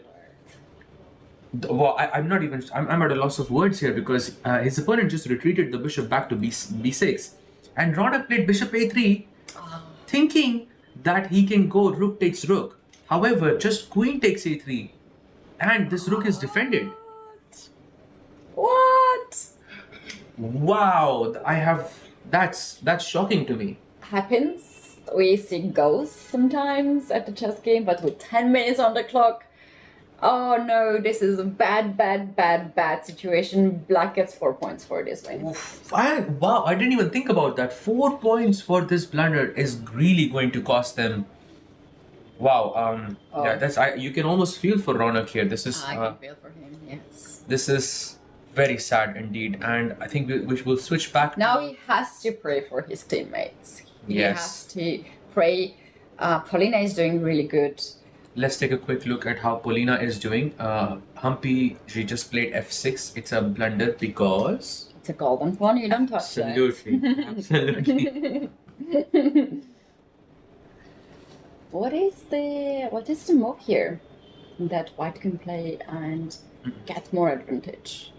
The move is actually not easy to spot here for white. You're supposed to go knight takes c6. What? What? I'm still trying to What? figure out why this is good because if you go pawn takes, Oh, then you take the rook, bishop takes the rook. What is queen takes, there is bishop. Then bishop c7, yes. This much we see. But instead of queen takes, there will be bishop takes on e8. Let's see Oh, yes. that line. If you go bishop takes e8, then there is knight e6, and you attack the queen and you attack the bishop, and there is knight takes c7, which Yeah. is a bit worrying here. It is a 3-move tactic, but not so easy to figure it out. Hmm. Do you think she's gonna go for it? I mean, if she's thinking, I think that's a good sign because she senses something on the board. But Humpy G also missed it. So She missed it. Very often when you make the move, you just spot it in a second that there is a blunder. the chat is also asking the question how, a 2600, How it's possible to blunder like yes, this? I mean, it You is- just see the ghost. Yeah. You don't explain this kind of things. Yeah, I mean, like, if we can just very quickly take a look here. By the way, she does not go for it. Yeah. I think the problem here is that he just didn't realize that the bishop is defending the d8 square. I'm assuming that's what it is. But it sounds almost too simple to believe it. It just feels like... Do you know what happened to me once? I played bishop on e3 with white pieces. I have not seen dark square bishop on c5 because I was really tired. like I this. just did not see the piece on the dark square. So these Yes. kind of things happen. So you don't. Yes. I don't think there's there's no explanation here. Absolutely. And by the way, Paulina does not go for knight takes c6. She plays knight e3 instead. Yeah, this is a logical move. If it's a puzzle and you know that you have to solve the puzzle, you're gonna find knight to c6 move For very sure. soon. But she doesn't know that there's a tactic moment here. Knight d3. I like this move. It's almost a puzzle rush moment. If it happens in a puzzle rush, you will go knight takes c6 without even thinking. But now after knight d3, which is a miss, bishop takes g3 and f takes g3, and now Humpy is almost back in the game, but Yeah. still some pressure from the white side. True. Shall we go to the game of Vishy against Maxim? Because Maxim seems to increase the pressure on the board. Knight still on f4, hitting the pawn on g2. Queen c2 has been played. My question is, can we just take the pawn on g2? Yes, you can. It's a great question, and Where right this now queen came from? I think he sacrificed something. Yeah, after queen f5, he plays g6, knight f6, king g7, takes, and now the queen is attacked, and the pawn on g2 is also attacked. So he just defends queen c2, and now bishop g2 or knight g2. I think this is what MVL is sort of thinking about. Which move to play now? I think I like bishop g2 first.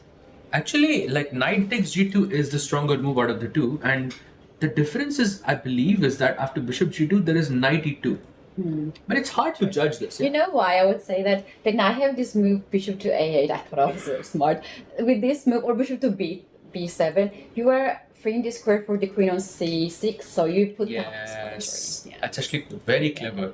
But however, you. the problem is that if you go knight f4, you cannot capture here because this rook takes rook. So black has to play queen c6. I believe Yeah. this was your idea. And there is Yeah. bishop d5, a nice little intermezzo which stops black's in its tracks. And MVL, seeing all of this, goes knight takes g2, which is the best move in the position. And Vishy in deep trouble, and this is their second loss with the white pieces. Oh, not so good, not so good. But the game is still on. Time. We just saw a huge blunder in the other match, so we might have something happening in this game. Ronald's thing was almost unbelievable at this point, yeah? Wow. But yeah, I mean, Vishy is looking a bit lost to me. The only way that the Ganges Grandmasters can make a comeback, Paulina, Polina, Stavrola. and Sindarov, 3 players have to win with the white pieces and score a collective, Yes. 9 They points? need, yes.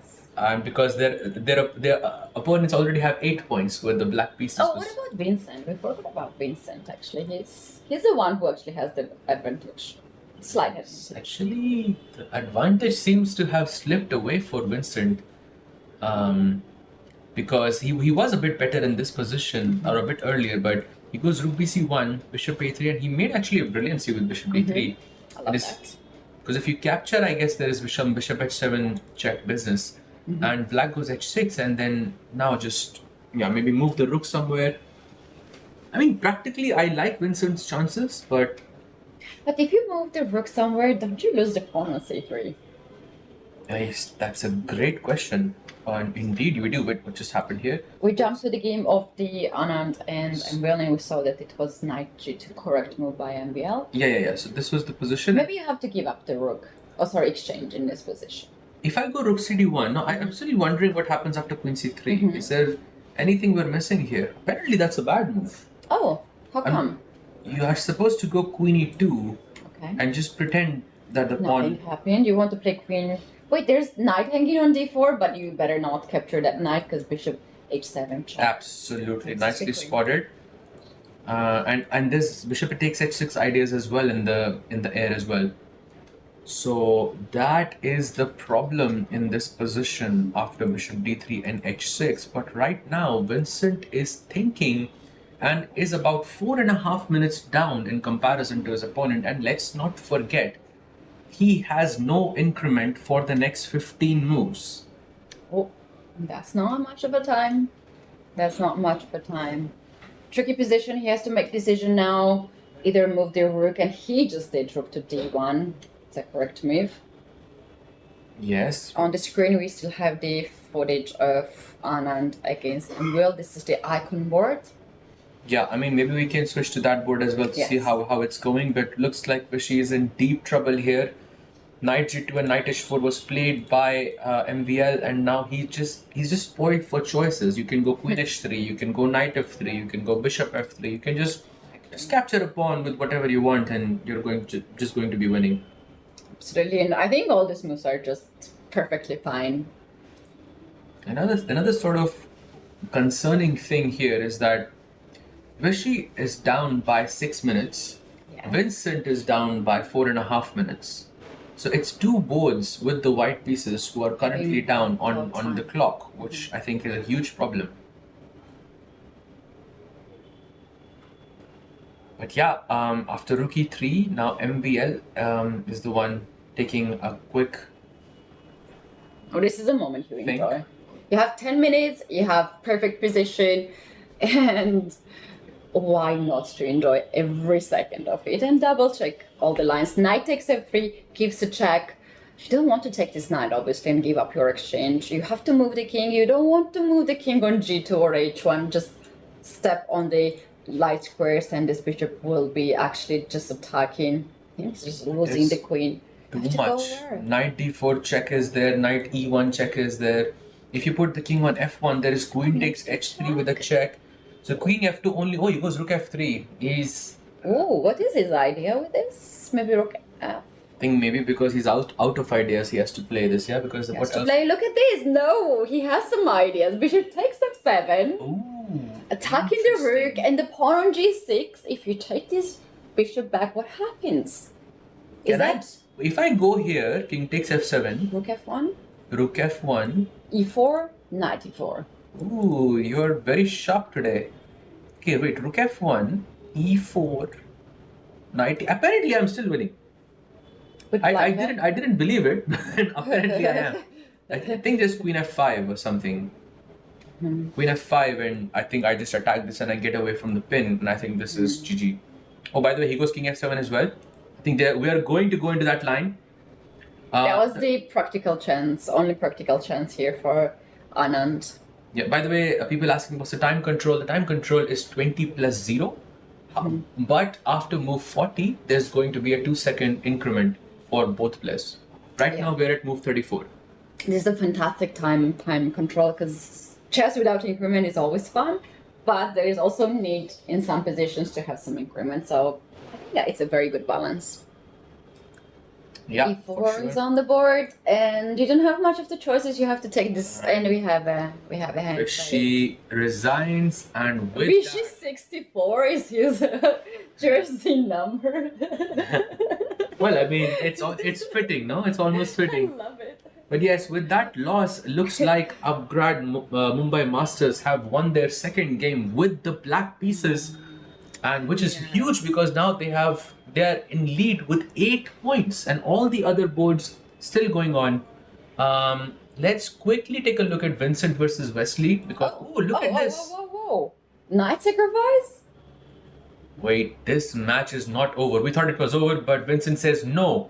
Look at that glance Vincent gave to Wesley. This is the moment when you do something nice and you want to double check on your opponent's face. Oh yes, oh yes. We have Queen G6 incoming, or Bishop takes H6 also. 3 brilliancies played by Vincent Keimer, like almost back to back, which is, I think, insane. There's Queen G6 and Bishop H6, 2 different moves. I think both of them are quite promising. They are looking really good. 2 minutes 50 seconds for Vincent to calculate. He has to do it very fast.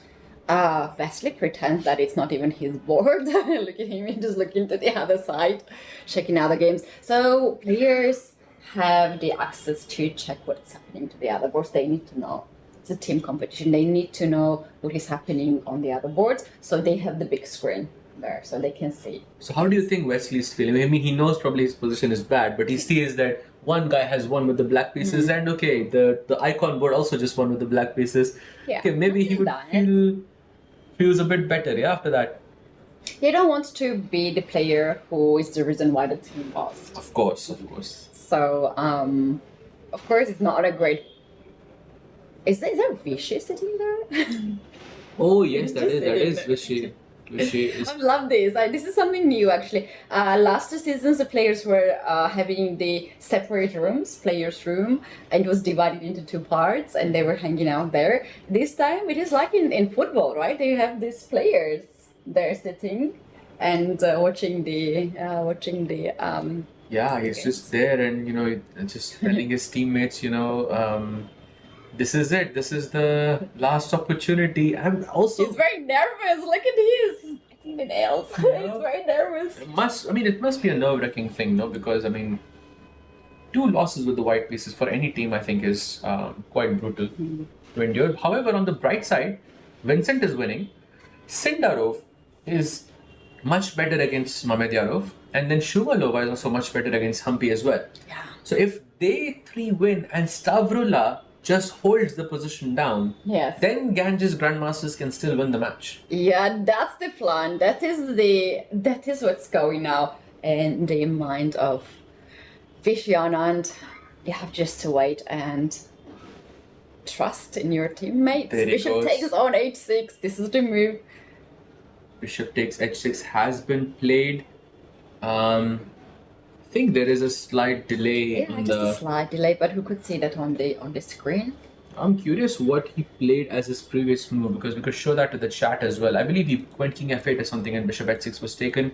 But meanwhile, the board is updated. Maybe we can take a look at Sindarov's board as well against Mamedyarov. And this is the current position. Knight f5 was his last move. What a legend this knight is. Yes, it's a legend itself. I love this. Yeah, knight. absolute goat right there. Black goes rook e5. There is a draw at hand, but Sindarov is of course not going to accept that. Firstly, because he's better, and secondly, because They have to wait the other games. his You cannot team just second. really needs the win. That is for sure. And the question is, how does he continue? And by the way, Sindarov having 2.5 minutes, so he's about a minute and a half lower than Mamedyarov here. Oh, do you know, Amount, you have some time even to just, chill a little bit. But the game of Vincent and Wesley, this might end in a draw very fast, because we had some sacrifices which was not correct. Oh, so that's a huge mess from Vincent You Keimer. were right. Black played here king to f8, and there's no way to win. Oh, that The is. game ended in a draw. Oh, maybe he should not have gone for queen. Bishop h6 was an inaccuracy, I guess. Yeah. Maybe he just didn't believe in the position. Yeah, he probably thought that here, the best he can hope for is a draw, which is a bit strange, actually. He just missed something. I think he just miscalculated something in this position. So anyway, that's second board, and with that, we have 3 matches remaining. It looks really, really, really good for Upgrad Mumbai Masters. And basically, all 3 of them have to end in a win for white. If it does not, then Upgrad Mumbai Masters would be the winners of the first day. That's right. So Polina Shuvalova is the biggest hope right now for Ganges Grandmasters. She has very nice advantage in the end game. The other games are still in progress. There it is. It's the game of Shuvalova versus Humpy, and that's a blunder by Humpy. I believe probably caused by time pressure in this scenario. She had to go knight c5 and not knight c7, and now Shuvalova, I think, is going to win this match. I kind of like Black's active king here on d4, but the moment you grab the pawn on b2, then now I'm gonna sneak on the other side with my king, with king d3, king d4.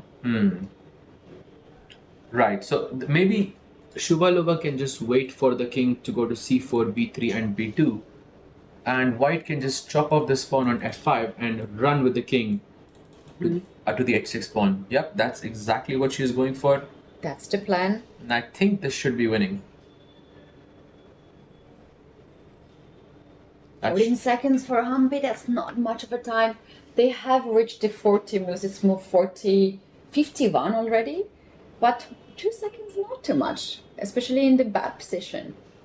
Correct. Black goes king b2, king g4 happens, and now let's bring the king to h5. I think that's W right there. Well, it is, Shuvalova is the player who will not miss this chance. Yeah. This is a player, very technical player. She knows that she's winning, and it's going to be a very nice convert of the game. Yep, absolutely. I think you couldn't have said it better. King h5. This is textbook stuff. You take the pawn on h6, you take the pawn on g5. What is happening in the game of Syndro and Mahindra? You have too much happening here. Oh wait, Sindarov having 34 seconds on the clock. Oh my goodness. Sindarov is super stressed, I think, because he has 9 moves to make. Look at him just rolling these 2 pieces at the same time, simultaneously. Even one of my co-commentators, Sahil, has also pointed this out in the past, that he does it so quickly. Yeah. Is this goal in this situation? Yes, actually, it would be. It would be. This is a situation. This would be goal. All the Indians watching in the chat. I mean, I've been teaching her some Hindi, and this is Picking one up of the some words. Indian words. Yes. For whatever reason, I know this word. Why he sacrificed a knight on h6? We were saying the knight is a legend. Yes, it was a legend, but I think he's waiting for this knight to join on f5 and go with the queen g7 mate. I think that is what he's planning. He goes queen e8. By the way, knight f5. Let's go. That's a blunder. What's a blunder? I don't know why it's a blunder, but on knight f5. Queen f8. Bishop takes rook. Bishop takes bishop, and he cannot bring the queen back to h3, and he has 7 moves to make before he gets He the 2-second increment. Pawn on e4. He takes on e4. That's a mistake, a huge one, a huge mistake by Sindarov here. Now after knight g4, I don't know what he's gonna do. Oh, queen h6. Queen takes h6, knight takes h6. Let's not forget that Mahindra also about to be in time pressure as well. Oh, looks like Soladiku is also losing to Harika as well with the white pieces, and with that, I think the Ganges Grandmasters will have lost their first match against Upgrad Mumbai Masters. Yeah, the fans of all the players in the Ganges Grandmasters should not worry about this because this is the format. Blunder, a huge. Wait, what? There was rook d8 check apparently, which was checkmate on the g8. Yeah, it was checkmate. Yeah, and that was a blunder, a huge blunder. But rook f1, knight g5. Anyway, he has 4 seconds left though. He's checking the other games to see. Starula and Harika has also finished. Let me check very quickly the result. Harika managed to win, so actually Upgrad Mumbai Masters won already the match. Oh wow. Very nice play. Wow. They have won the match with the black pieces itself. I mean, 3 wins from the black pieces is too many wins. It's a fantastic win. And this is a team that in the first season they were in the finals fighting for the title. Oh, wow. That's huge. He goes and mate in 3. Resignation. And there it is. Mamedyarov hands them the fourth loss with the white pieces. And with that, Wow, what a match! wow. What a match! Did not expect that. Did No, not it expect started 4 wins for black. Yeah, it started so slow, and I was like, "Oh my god, what to talk?" This is the worst situation for the commentator when there's not much, but we always believe that something gonna happen. No, something will always happen in this time format. When there is no increment on the clock, something always happens. Oh, it's gonna happen. So what happened in this game? We do have on the first board Maxim vachier-lagrave winning against Vishy Anand, but that was not the first game that actually finished in this game. It was Ronak who blundered his bishop in one move. Yeah, that's, the more I show it, the more unbelievable it becomes. To those who are just joining us right now, Ronak Sadhwani in this position plays bishop to a3. Oh, it's a nightmare. And This just... is a movie you will never forget in your Yes, for sure. I think that he will take this move. He will remember this move for a very, very long time. very long time. And black just goes queen a3 and just wins the game in 26 moves, handing his team his first loss with the white pieces. The second game to finish at, I believe, was Vishy's match, MVL versus Vishy. Then Correct. Vincent, in a winning position, kind of takes this pawn on h6, which was a bit strange. Maybe he had to do that earlier when he had chance to choose between queen g6 and bishop h6. Yes, Take the pawn when you have precisely, time. precisely, and it was winning at this point, which was, I think, quite nice. A very good advantage here for white, but it felt like Vincent just sort of didn't believe in his advantage there and just agreed to a draw. The fourth match, of course, Polina, who converted the endgame very nicely with the white pieces. So, first and the only game to have that white has won in this entire match, which is crazy. Yes. And the last match, of course, or White second card. last match, Harika destroying. Yeah. Starrola actually started really nicely at the beginning, but it was very nice strategy for Harika to start a little bit slow. The same question: who do you think is going to be the best player of this match? Best player of this match. I really don't want to say. I really don't want to say Ronak's opponent like Bardeshwar, because for me that's the biggest shock, because Biggest upset would biggest go upset, yeah. to that game for sure. biggest upset. Yes, I Yeah, think maybe MVL. Paulina also played a really nice game. But Polina's team didn't win. It's okay to choose the. It's okay to choose. No, the it's okay to player, do yes, that. yes, Yeah, then I'll choose Polina, I guess. Okay. Also, if Vincent won, he had He would be yes. three brilliances He in a would be row. the player. Yes, that's right. In India, we're really spoiled with a lot of things, and I have to just mention that we got this lovely drink here. You guys, cheers. Is that the bamboo drink? I'm not sure what it is, but I've been having a Is it sip a of Huh? sugarcane. It's a sugarcane juice. Is it even bamboo drink? Like, it's not a drink, right? It's really famous, I think. Yeah. Yeah, this one I had in Goa. Oh, really? I had in Goa, and I saw them squeezing it themselves, and kind of looked like a bamboo to me. So I thought it was Amazing. So cheers! It's really nice. Cheers. Cheers. And Let's go. really fresh, refreshing. Absolutely. And with that, we'll take a very short break and be back with more action.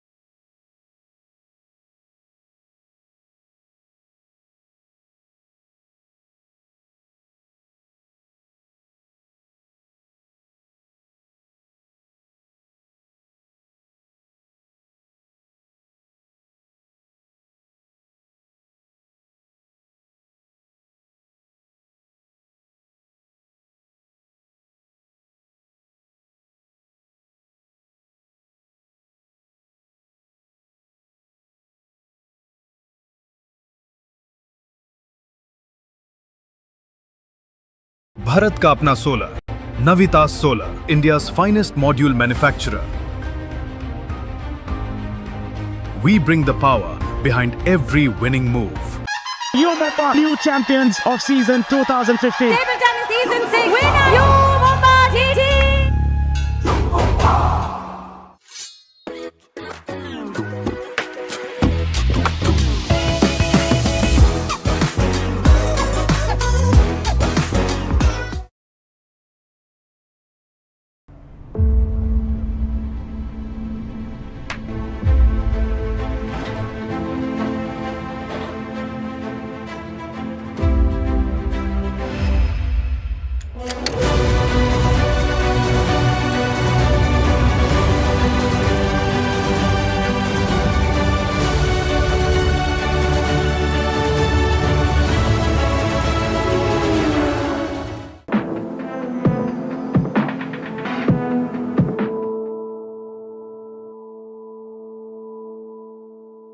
Bharat का अपना solar, Navita solar, India's finest module manufacturer. We bring the power behind every winning move. Mumba, new champions of season 2015. Table tennis season 6 winner, Mumba TT.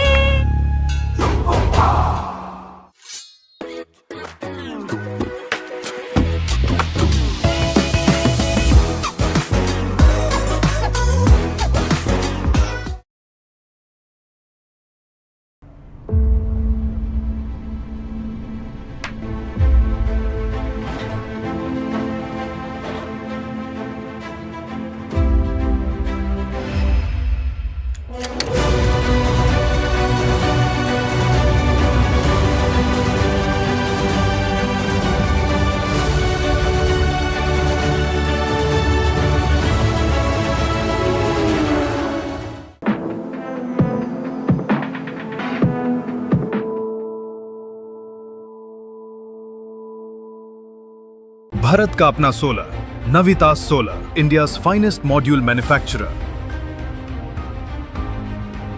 We bring the power behind every winning move. Mumba, new champions of season 2015. Table tennis season 6 winner, Mumba TT.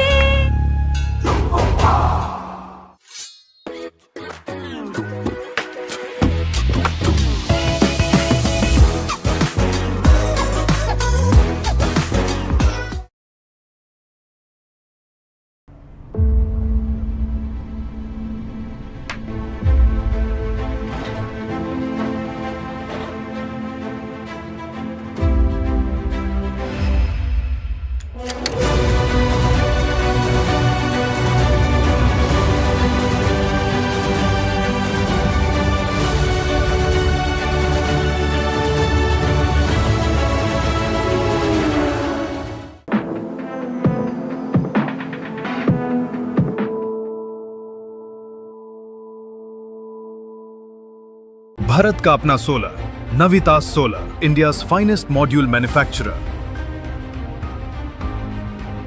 We bring the power behind every winning move. Mumba, new champions of season 2015. Table tennis season 6 winner, Mumba TT.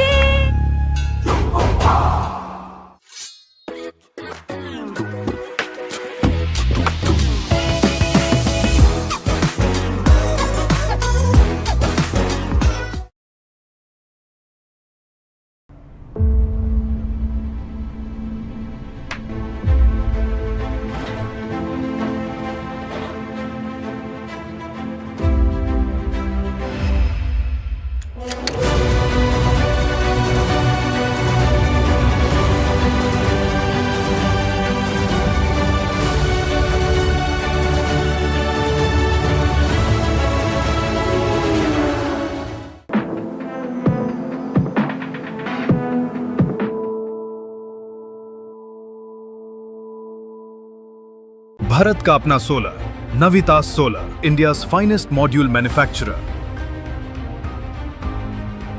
We bring the power behind every winning move. Mumba, new champions of season 2015. Table tennis season 6 winner, Mumba TT.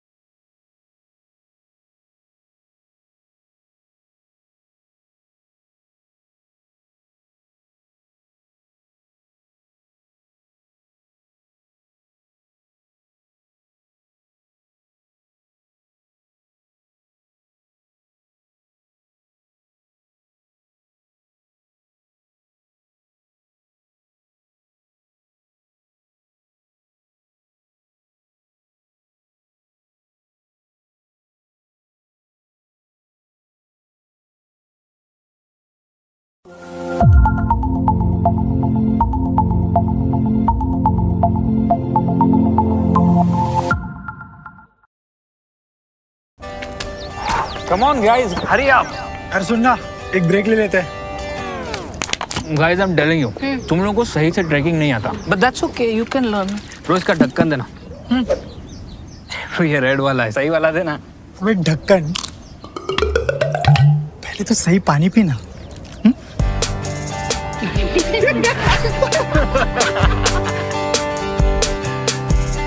Manikchand Oxyrich, proudly Indian. Magic हो या markets, pattern समझना ही skill है. जैसे Fyers के advance charts, advance indicators से markets के latest pattern समझो और ट्रेड करो directly from the charts. Fyers, for those who are born to trade. Investment in securities market are subject to market risk. Read all the related documents carefully before investing.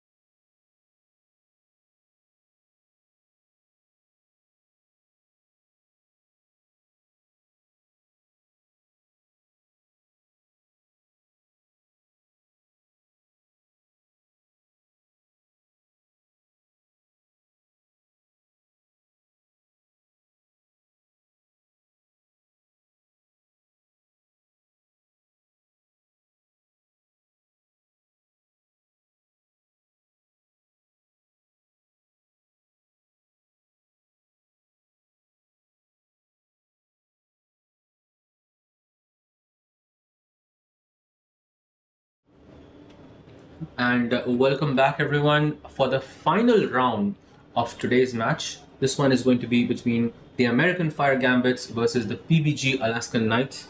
And That's right. People were asking where is Gukesh? And this is a legit question, of course. You want to see Gukesh playing the current world chess champion, and we're here in India. Of course, everyone wants to see that. of course all over the world. And Gukesh is going to be playing against who? Take a guess. Against actually one of the best chess players. He's right now by the rating number 3. He's between number 2 and number 3. And this is Hikaru Nakamura. Big matchup. So prepare the popcorn and hide the king, because because it's going to be proper fire on the board. And the Alaskan Knights, as we can see, have chosen the black color this time against the American Fire Gambits, which means that Gukesh is going to be playing with the black pieces against Hikaru Nakamura, just like he did in that match between India and USA. Yeah, that was a really crazy matchup, and we all remember because of the king toss, not king throw in the audience. Will someone get damaged there? Because like just imagine throwing the king in the crowd. Someone did get damaged. It was a lot of Indian fans, you know, who when they saw it, they were like, no. It was okay. It's all for fun and stuff. Of course, taking nothing away from Hikaru Nakamura. He played a fantastic game against the world champion, the current world champion. And we have, of course, other boards here as well. There is board 2, which is going to be a Rapport versus Arjun Erigaisi, and that match is going to be heavenly to watch. Oof. I believe it's going to be a really, really nice match. But you know what? When we have two amazing players playing against each other, they're not going all in. You know, they are like careful. Because they know the strength of the opponent. So very often this kind of matchup that you think it's going to be really, really nice, it just ends in a draw. I will bet my house on the fact that Rapport and Arjun is not going to be a draw. How? Because it is not possible. Because Rapport is, of course, one of the most creative players in of our generation. Yeah, I take it. And Arjun. We have an agreement. We have an agreement, and there is not going to be a draw in this match. And I will say that Arjun, I'm of course I've been a long time Arjun fan. I think it's not a secret anymore. And I want Arjun to take down Rapport with the black pieces. It's going to be so much fun. But of course, we are that's only the board 2. Yeah. Then there is board 3 between Artemiev and Lenier Dominguez, which is again, I think, a very close match. But we have here the age difference between these two players. Dominguez, absolute favorite, chess player of many USA chess fans, I would say. And not only, he has been in the world of chess for many years. Artemiev is much younger. And he is also a very strong speed chess player. We have seen him online tournaments, being the beast. We have seen him at the Blitz and Rapid also, being at the top boards. And he's also new at this edition. For sure. And I think if you're younger, it definitely helps you play speed chess a bit better in comparison to someone who's experienced, I think. It's a known thing. Maybe it doesn't apply to every single player, but we can say it applies to the majority. So, in that sense, Lenier Dominguez with the black pieces playing against Artemiev. Dominguez is, much stronger on paper though.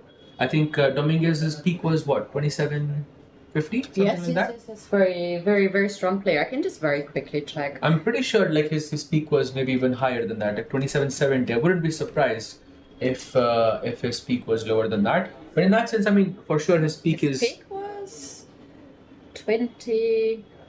No, must be more. That's not written, right? If we go to like over here and if you search his name, you should be able to find it. But yeah, his peak was definitely higher. We're just checking it out. And of course, against Artemiev, they're still pretty close. But I'd say that maybe because Artemiev is younger, he has a slight maybe preference there. Then we have board 4 between Bibisara. It's 2768, yeah? 2768 was the peak of Dominguez, by the way. And oh wow, this is fantastic rating. Yeah, amazing. And then we have Bibisara versus Sara. Bibisara versus Sara. Yeah, nice. Two very young and wonderful people, very strong players. Bibisara, 2 times World Rapid or Blitz champion. I think it was World Blitz. Blitz champion. Yeah, Blitz champion. And Sara herself, she has been also 2 times vice champion of World Rapid and Blitz. Remember this amazing year when she got the prize as the best female chess player by all the points calculated together as a Blitz and the Rapid. Oh, really? I did not know this, but wow, that's actually very... And you know what? I was at that time really afraid of flights. I was just panicking and I hated to flight. And after the tournament, we had the same flight. We were going from Moscow or from Petersburg somewhere, I don't know, probably in Turkey. And I was so scared. The plane is shaking and only hope for me was like, something and Sarah is there with her big trophy in the plane. It's okay. Nothing gonna happen there. Amazing two players. This is the match we're gonna keep the eye on. Then we have Theodora Inyat.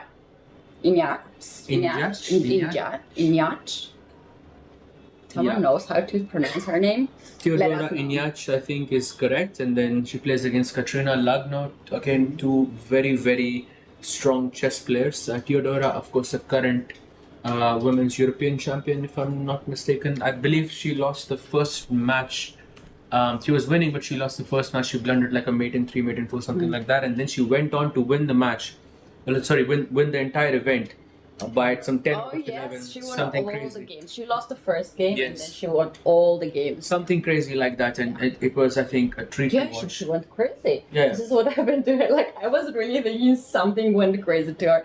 And Katerina herself, she has won so many titles, not the World Championship title in Classical. I still remember her heartbreaking blunder of the queen on g6. You guys, I don't know how much you know about that game, but I remember that. She is the player that was very promising. You know why? Because at the age of 12, she became a woman grandmaster. And nowadays, maybe you guys might say, like, oh, it's so big deal. There are like other players becoming grandmasters, but we're talking about that age, at that time, when she became a woman grandmaster at the age of, in 2007.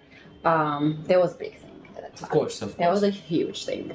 I think even in today's world, that's a huge thing to have that title at such a young age. I mean, it's definitely something special. And also, you know, about the whole World Championship thing, Lagno is playing the candidates next year. So if she manages to win, then she can challenge the current women's world champion, one more time, Arjun, and then she can take her, you know, she can sort of, I mean, she is on track to being the women's world champion, but let's see what happens. For now, very strong player indeed.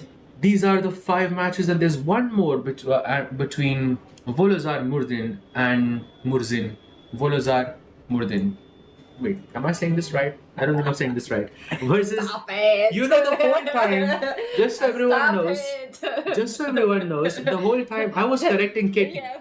Like, I was telling her, no, this is not how you say this. Wait, you were not joking? I thought you were just No, I was being serious. Oh no! So now I have messed it up, but now I'm not even gonna attempt it anymore. Calling that karma or what? So you guys, here we have these notes that I made a mistake. I really thought his name was Waldor, and he corrected me. Maybe it is. Maybe you it laughed is. at me, and you see, now you made a mistake yourself. Oh wow! And he plays against Daniel Darda, Belgian #1. I believe he's the current Belgian champion as well. And very strong player. Very strong player in his own regard. And these are the current matchups. Which match are you looking forward to the most besides Hikaru versus Gukesh? I've already opened my mouth to say that. I'm gonna go with Bibi Sara against Sara. Bibi Sara versus Sara, yeah? That's very interesting. Who is the strongest Sara? So it's the strongest Sara. We settle had this to, yes, we in had Mumbai. to settle this out on this table right now. As I know, I think they are very good friends as well. But I don't know, how is it when you're at the chessboard? Somehow, yeah, it's friendship is, you have to just not bring that at the board. Of course. I'm so happy there's no chess players called Sahaj, because that, you know, it would then there would be an actual battle, yeah. Then who's the stronger Sahaj? And right now I feel for these two players, and good luck. Good luck to both of them. I hope they win. Indeed. So how many minutes before they start? 15 minutes before the players start the games, but before that they will be walking into the playing venue. We are right now in the Royal Opera House in Mumbai. It is an amazing place. It is quite crowded. A lot of fans are here lined up to meet their favorite chess players and get the photos, get the signatures, see their games in action. And as we know, a lot of top players, Gukesh himself or Prague, they were huge fans of Vishy or other chess players, and they were going for these tournaments like this, and they had the inspiration. For sure. And I think we are also, I think a lot of people looking at Gukesh now would be inspired. I mean, he's inspiring the next generation. Yeah, of maybe chess players. someone future world champion right now is there in the crowd watching this game. 100%. I mean, Planning how for to sure. train chess. I mean, if you walk down the street in Mumbai, I'm pretty sure Gukesh is very recognizable. Yeah, I think these days he has that effect where I think he's a household name in India these days. So for sure. Exactly. Oh, in Goa, we had a situation when we had to accompany the top players, including Gukesh and Prague, like mostly local players, by the security. And these guys were huge. Wow. Like there were 5-6 guys walking from the playing venue together with them going to the hotel. Wow. Yeah. Wow. I mean, that's the Gukesh effect, yeah. Yes. This is, also Prague was one of those. Of course. I mean, both of them, I think, have that. You haven't seen it because you are in the fun zone doing the commentary. Yes. So Here is Katie, trying to flex that because we were completely on the other side, while we were commentating, and we had different passes as well. So they could come to our hall whenever they wanted, but we could not, yeah. So she's trying to insert that in the conversation somewhere. True. I wonder who was the best player of the match. Do we have any information of that? Best player of the match for the this previous match, yes. If we look at the best player, I believe. Okay, the most sort of beautiful mate that happened was probably between Sendarov and Mamedyarov. I know who is the best player Who is it? because I saw the video. And who is it? Tell me. Should I tell you? Yes. Go ahead. Do I have 6 guesses? Because it's 6 players. 7. Okay, so it was. Okay, it has to be MVL, I think. MVL. It was MVL? No, it was not MVL. It was not MVL. Wesley So. Can we see why Wesley So was the... Okay, why is Wesley So the man of the match in this situation? This was the. I mean, do you want to check the game from the start or? Oh, from this moment, I guess it was where. So there was this knight takes. Okay, let's start from this moment onwards. He played queen e2, brilliancy, bishop c5, knight takes e6, another brilliancy. Black goes pawn takes e6, and there is queen g4 attacking the pawn on e6, and also it's kind of threatening bishop h6 as well. Black goes rook e8, and now you go queen g6. King f8 happens, and now rook c1, queen b4, and bishop h6 was a mistake. I'm not really sure why this is. Why make this makes him how do you call it, the man of the match, or? I don't know this year how it's called.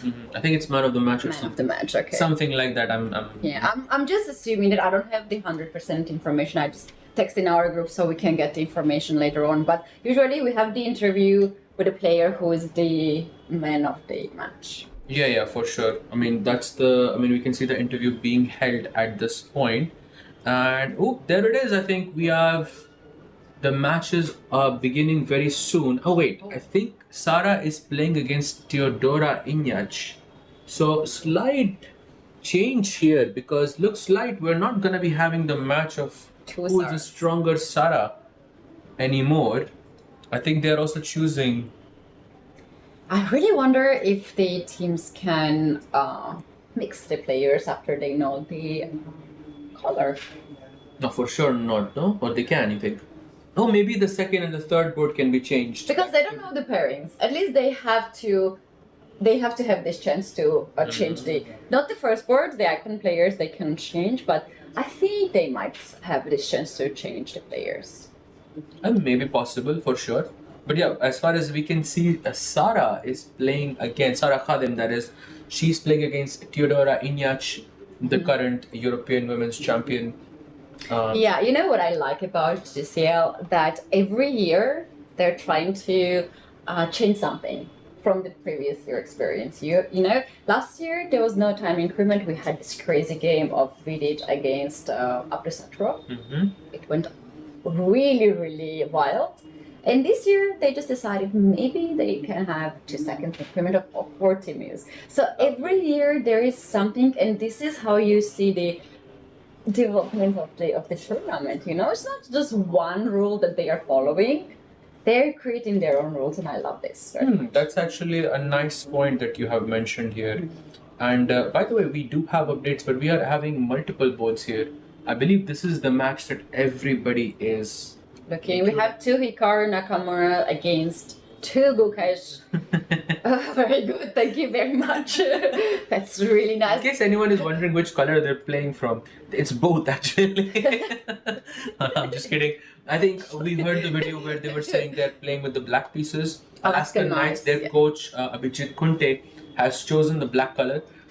So I believe Gukesh is going to be black, and Srinath is he's the coach of the American Gambits, yeah, and they are going to be white in this scenario. Fire American Gambit, because they have a new sponsor this year. Oh. And they have a new name. It's not only American Gambits that was previous year, they are Fire American Gambits. Absolutely, fire. Let's see how much fire they can put on the board. Wait. As soon as you said fire, the entire match has vanished. Ooh, that's sad. Yes, the match is back. Someone saying thanks for all the correct pronunciations, Sahaj. I'm not sure if you're trying to. What? Wait, which correct pronunciation did I watch this time? Was it Volodar?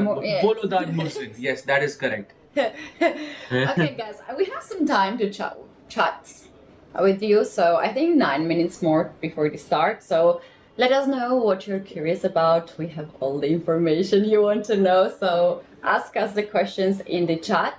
And also make sure that you let us know who are you rooting. Is it Hikaru's team? Is it Gukesh's team? Which one would you pick? Yeah, which one? I mean, that's a good question. Yeah, who would you choose, Hikaru or Gukesh? But I mean, that's, I think for me, in the previous match that I covered, in the previous event that I covered, the freestyle, I was getting a lot of questions from the chat asking me who is your favorite to win the candidates and who is going to challenge Gukesh and stuff like that. And I think Hikaru has a very good chance, for example. So you could be seeing a potential, world championship match between Hikaru and Gukesh start right here.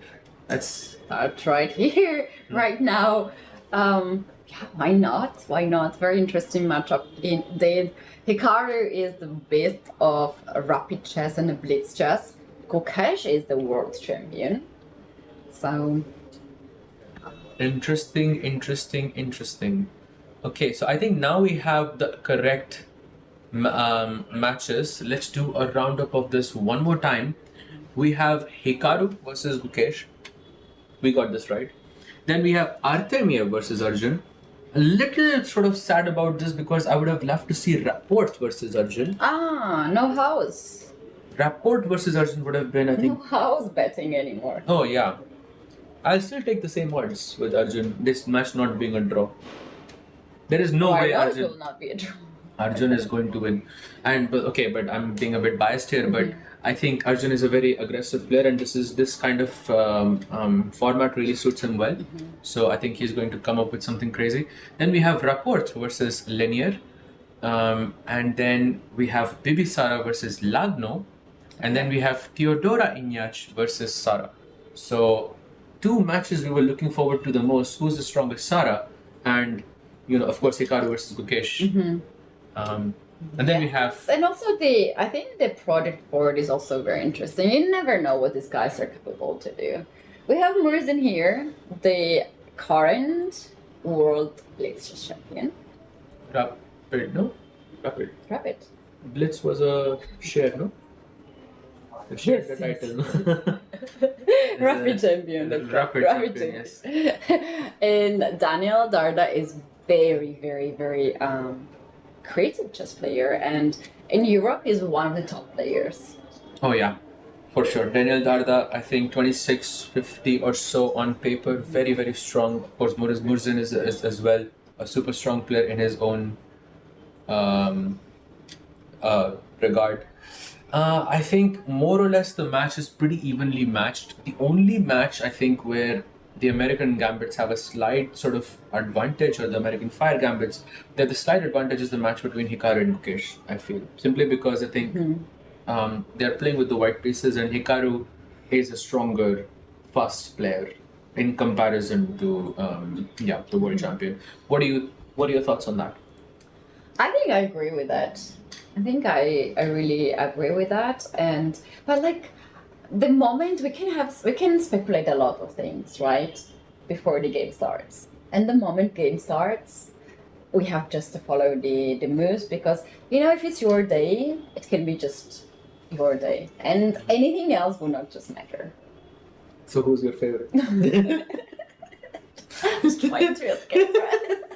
She was trying to kind of, find her way, but we bring her back right into the same place. And what do you think is going to happen more? This is going to go there, or do you think this is going to go here? Because one king is going to be thrown. Do you think it will be another king toss? No. In this match, Hikaru won, right? Yes. I think in this time format, I would bet for Hikaru. You will say Hikaru? Hikaru? Okay, Hikaru is having the white pieces, so this king is about to be thrown somewhere, most likely, according to you. Yeah. But also it's not a blitz, so Gukesh is very, very good to handle the situations when he has enough time. Mm-hmm. All right. Yeah. But okay, he does seem to have enough time. I think 20 minutes is more than enough, but it's just when you are in that time scramble, can be a bit challenging. But let's see. It's very excited that Hikaru is here in Mumbai. We have Messi and Hikaru and Gukesh, all of these people. And us. We are also here. We're also here. By the way, if anyone cares, that's true. Here. Yeah. Yes. So, Mumbai is the biggest city, right, in India? By the Maharashtra. So Mumbai is a city and Maharashtra is a state. Maharashtra is the biggest state in India. State, yes. Yeah, but Mumbai is like a part of it. But it's in the sense it's the financial capital of India. Yeah, that's amazing. Coastal, of course, very nice food, very nice people. I think coming from this small country, 3 million population all around the world. When I walked out from the airport, I was a bit scared. There was so much people and so much cars, and I was like, oh, where to go now? Mumbai is lovely. Like I think people really are also good, very chill, very calm. It's just super nice. On one of the days we can go somewhere and I can show you around. It's really, really nice. Yes, we know that. PBG Alaskan Knights today had a tour. Yes, to the temple. yes. And let's see how much blessings they got from the temple. Will they be lucky to win the match? And it's such a nice thing, to hang out with your teammates and just know them better. Because in a team competition, you need to be friends. You need to know each other. It's just not like, I'm going to go to my room and get ready for the game and then we'll meet each other at the playing venue. They need to be very, very close. Absolutely. I think it's super important to build that camaraderie between the teams. And I think it was, the name is kind of slipping me, but it's a really famous temple in India. I remember it was the Amarnath temple, I think. And because I was also looking it up and I wanted to visit myself. And I think it's a great activity to do, especially before the thing has begun. This can be a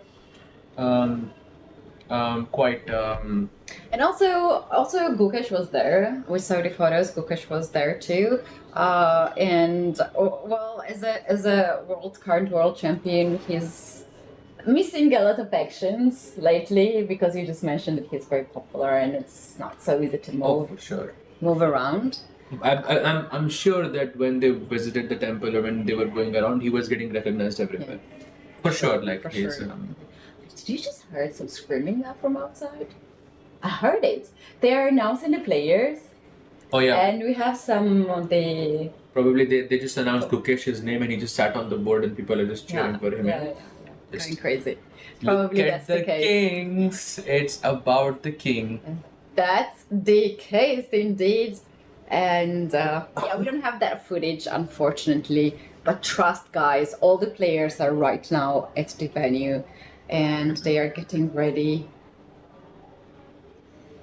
Fire American Gambits in 2 colors t-shirt.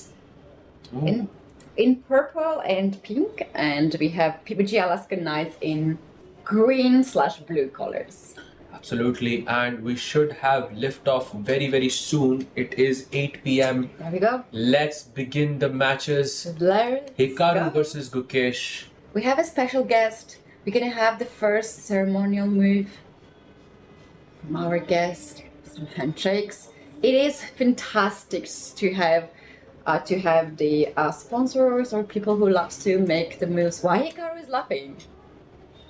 Did you see this? Because his king is still there, yeah? Hopefully, I don't think we're gonna see a rematch of that. But let's go. This is the match that I think. This is the match, guys. Give us your opinion and let us know in the chat. Just one move. Is it Hikaru or is it Gukesh? Just one word, Hikaru or Gukesh. Let's go. Who is going to win? 20 minutes, no increment until move 40. Let's see what happens. Aha, you know what? They are not starting at the same time. That's why we're not getting the moves. We see now Gukesh sitting there and Hikaru leaving the board to get the water. And we see Sarah and Theodora starting the game. And we also see Lachno playing the moves. And Darda, they're just chilling. They're just going to the game. You know what? They're not starting at the same time. And this is so good thing in chess. Very often at a chess tournament, we're missing the action because we're focused on 1 or 2 games and then we cannot see anything else. So, here, some games start early, 2 games start early, then another game start later so we can see all the matches. Maybe this is also because like the player who starts off the last can see the position that they or understand how the game is going to unfold and make the decision accordingly. That's also, Absolutely. I think, kind of genius in that sense. Some strategic games, why not? Why just start at the same time, right? Because in that case, we're missing so much action. And this is a fantastic idea. I love this idea as well.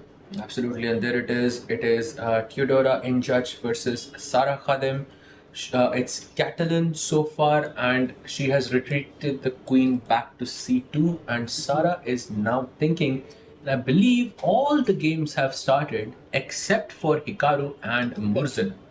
So first board and the last board. Those are 2 boards that you cannot switch the players there. And they're starting the last.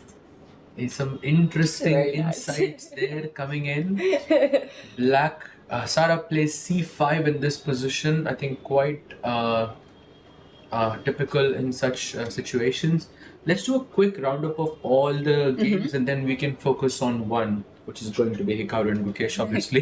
But, this is the position of Spanish. It's your favorite sort of opening, I believe. Absolute favorite. The absolute favorite from the white side or the black side. Any side. Any side is good, yeah. And Baby Sarah looking quite, I think, promising here because she does have the queen side majority. She can go knight c3 and put some pressure on b5 and invite black to take on c4. No matter how much you explain here to me, I will not like this position from any of the side. You're just selling this to me now.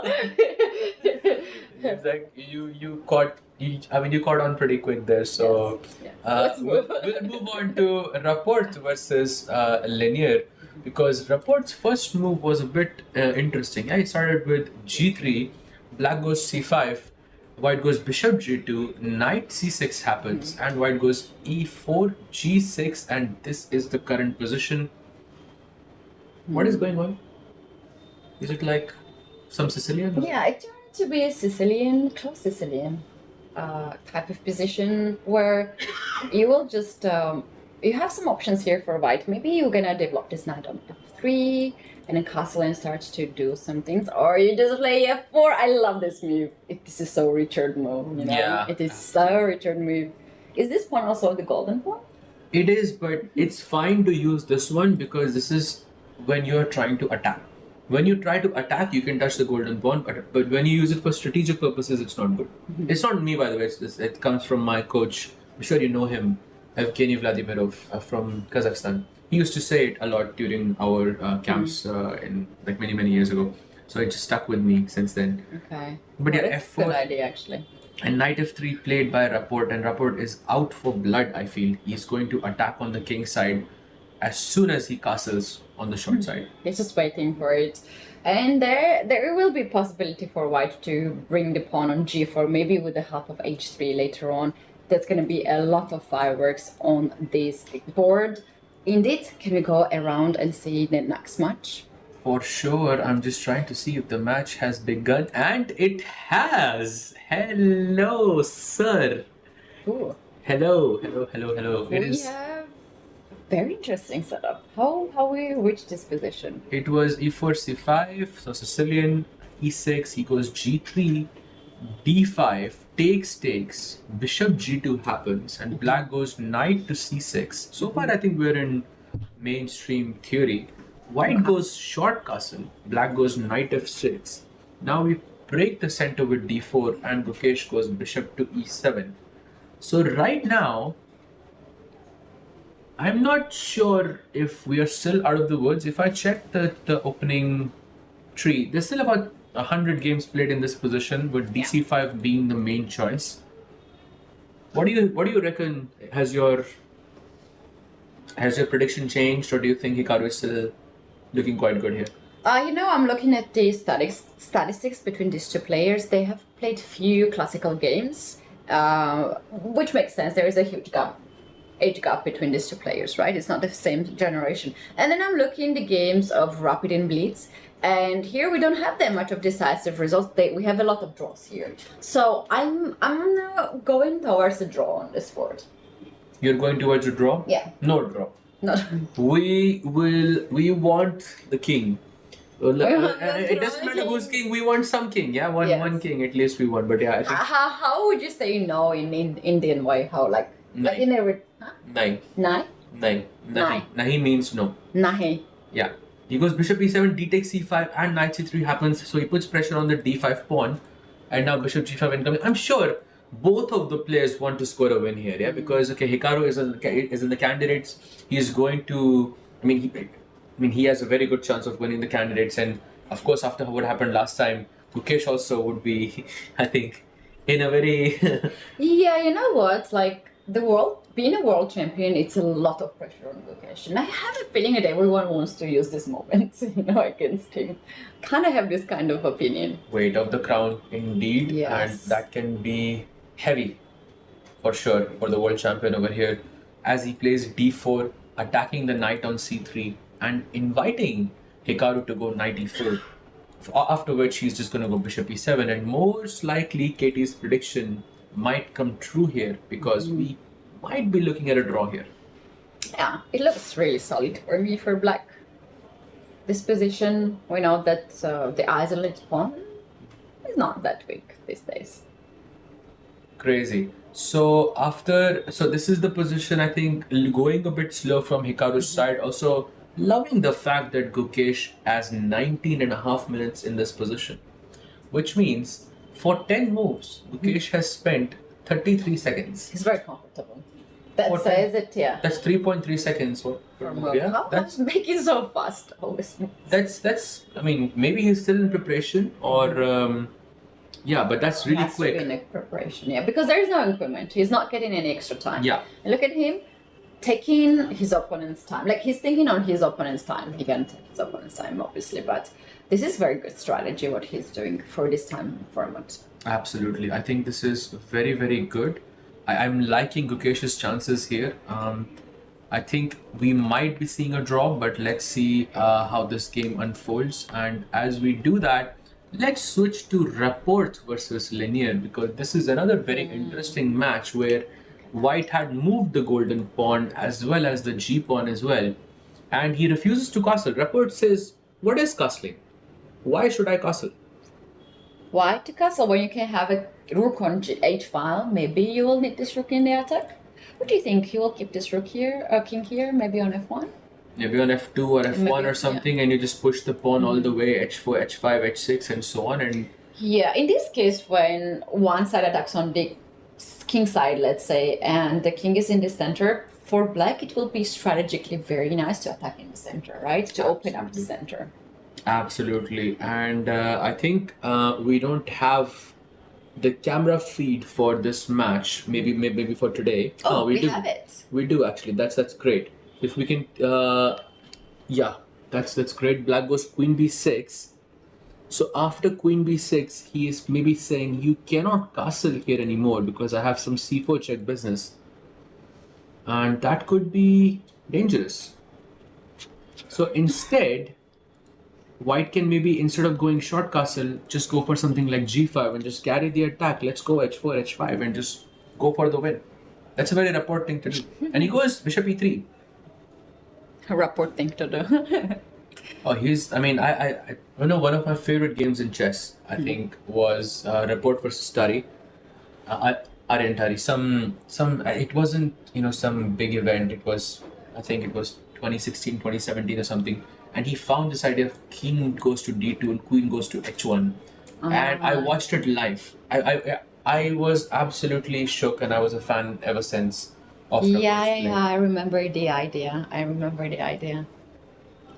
Absolutely, and he goes rook a2, and meanwhile, Rapport thinks, let's switch back to our icon board between Hikaru and Gukesh and check out what's the update there, because this is the current position. And now, Gukesh's time has gone a bit down. It's not 19.5 minutes anymore.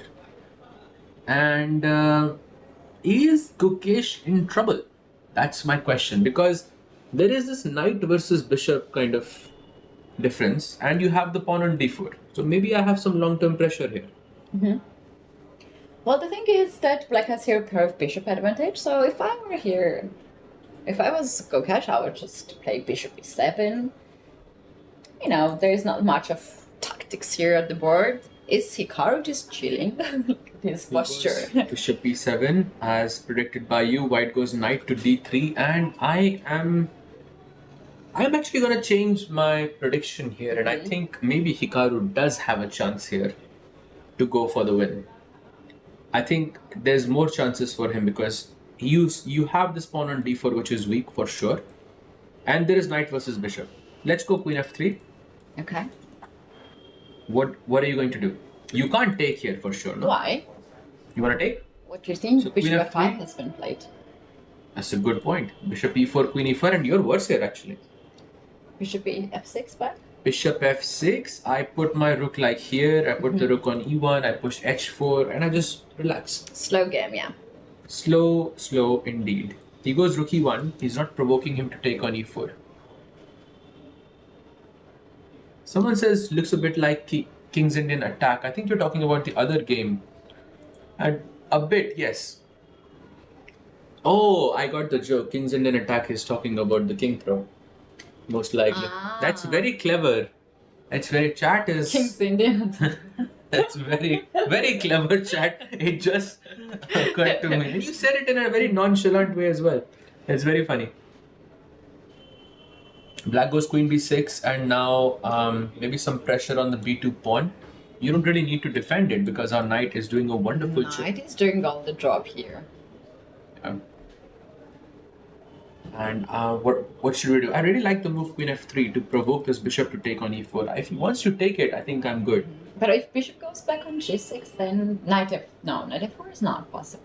I mean, I thought after bishop g6, I will just push h4 or something. Yeah. Like maybe h5, and then you will take on e4. That's possible. 2 minutes. Advantage for Gukesh. He has to keep the advantage on the clock. Oh yes. He against Hikaru, he has to do that. Oh yes, I think this is a bit. What do you think is the Gukesh number on the jersey? Gukesh's number. It looks like. I would take 18. 2. No, it's like a 2. No, on the back. 2 something. Does anyone know in the chat what is his jersey number? Queen f3, by the way, played by Hikaru, attacking that bishop on f5, and black goes g6, defends that bishop, and now look at this, Katie. White can actually play g4 here. Oh, I love that move.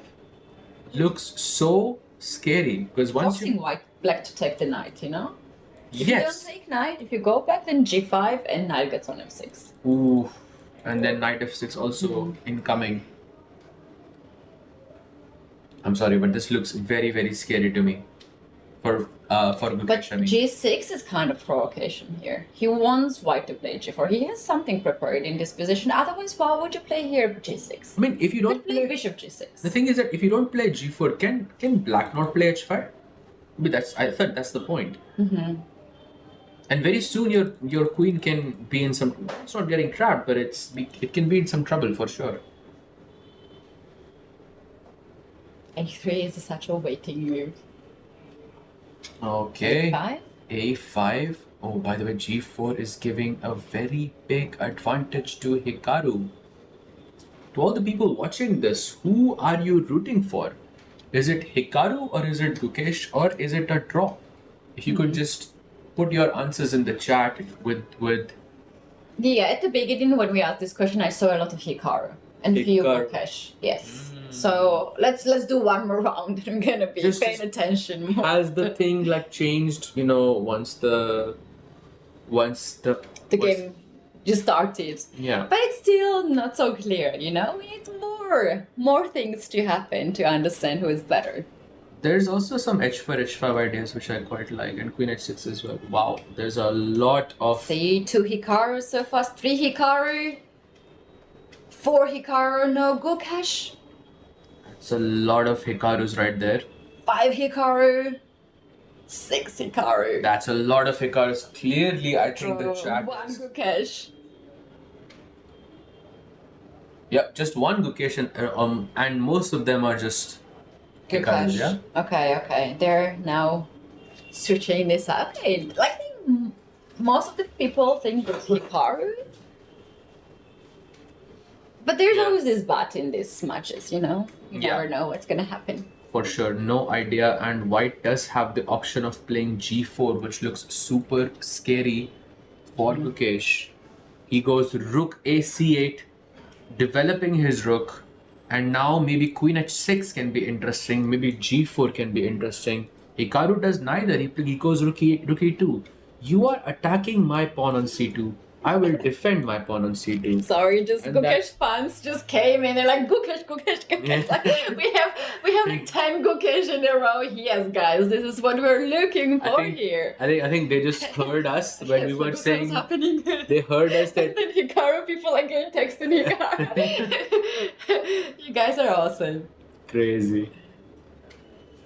Okay, he goes knight d8, rerouting the knight to e6 and opening up the c file. And once white goes queen h6, there can be problems with bishop g5. So let's say if white goes rook e1 in this position, I'm just going to make a random move. Black goes knight e6, queen h6, and look at this. This bishop takes e4, bishop takes e4, and this bishop g5, which I thought was trapping the queen, but it's not, because this queen h3. Very close. Very close. I also thought it was just dropping. Yeah, but I thought there was a bishop on e6 instead of knight. But it doesn't make sense and bishop is not supported. And what's the number of Gukesh's jersey? Come on, Gukesh, turn. Okay, he's turning. Wrong side. Amazing. 7? 1. I think it's 18. I would bet it's 18. Yeah. 18? Because he was 18 years old when he became world champion. Ah, that can be. That can be. I think you're right about that.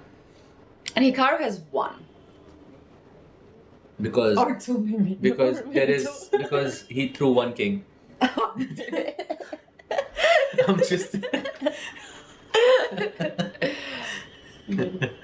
There's something behind the numbers. We need to get this information for tomorrow. I'm just having fun here.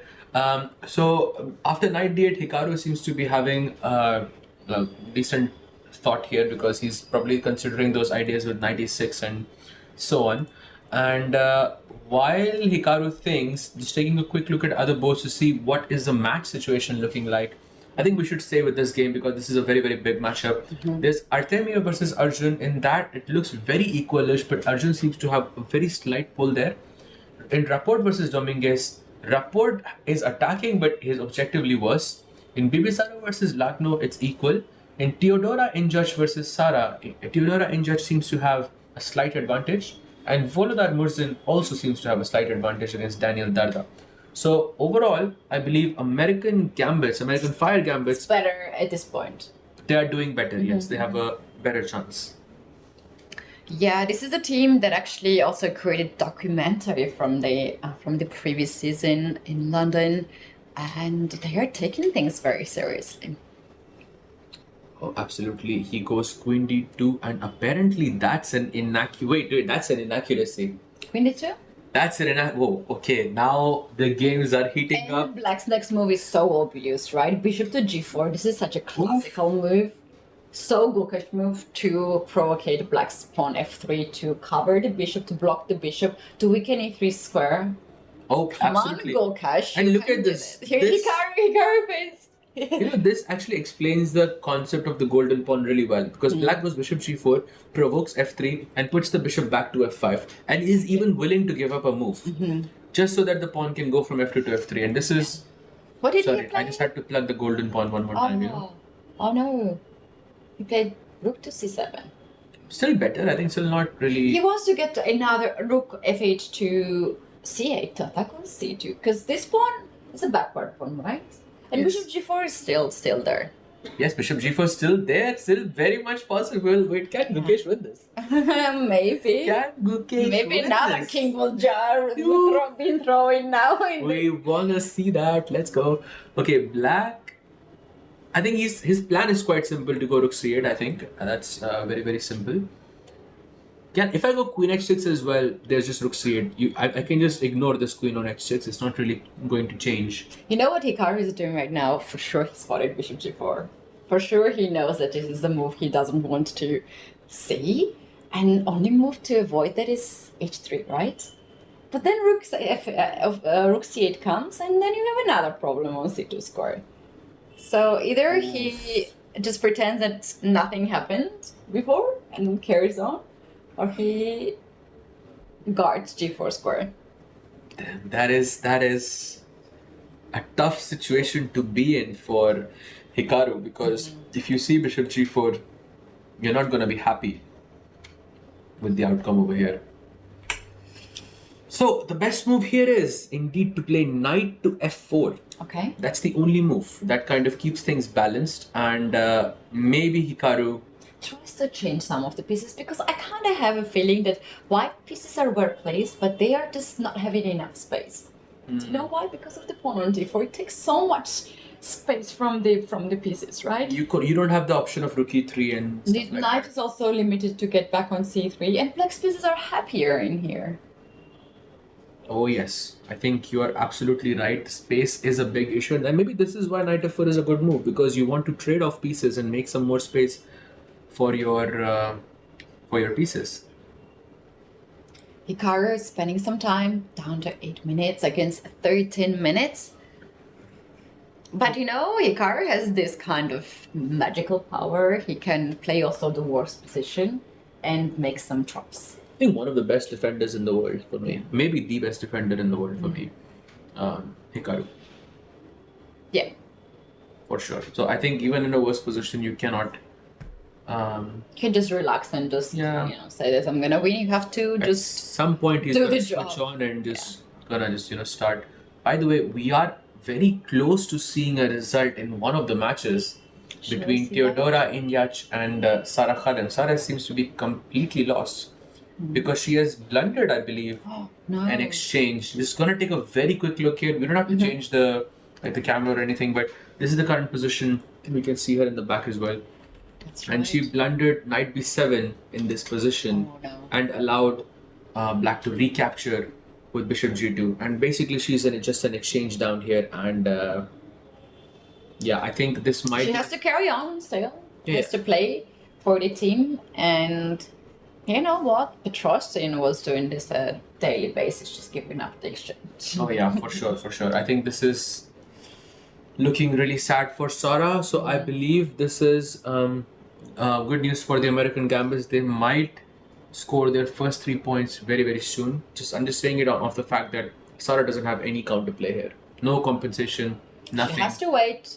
If white gives some slight chance, she will turn up the tables. For sure. And switching back to Hikaru versus Gukesh, can Gukesh now bounce You see, back? he played h3. He saw the bishop g4. He saw this one.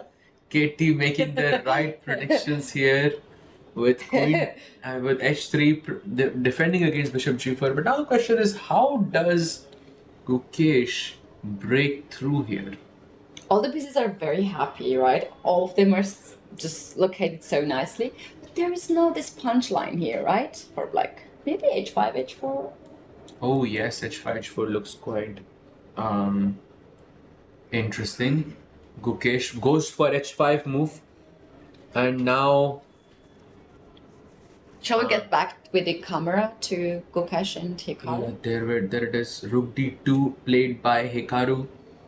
Oh, maybe he's eyeing for the g4 pawn, because once black takes on g4, we can capture back with the h pawn, and that will be, I think, good counterplay for Hikaru right here. Yeah. This is actually quite tense.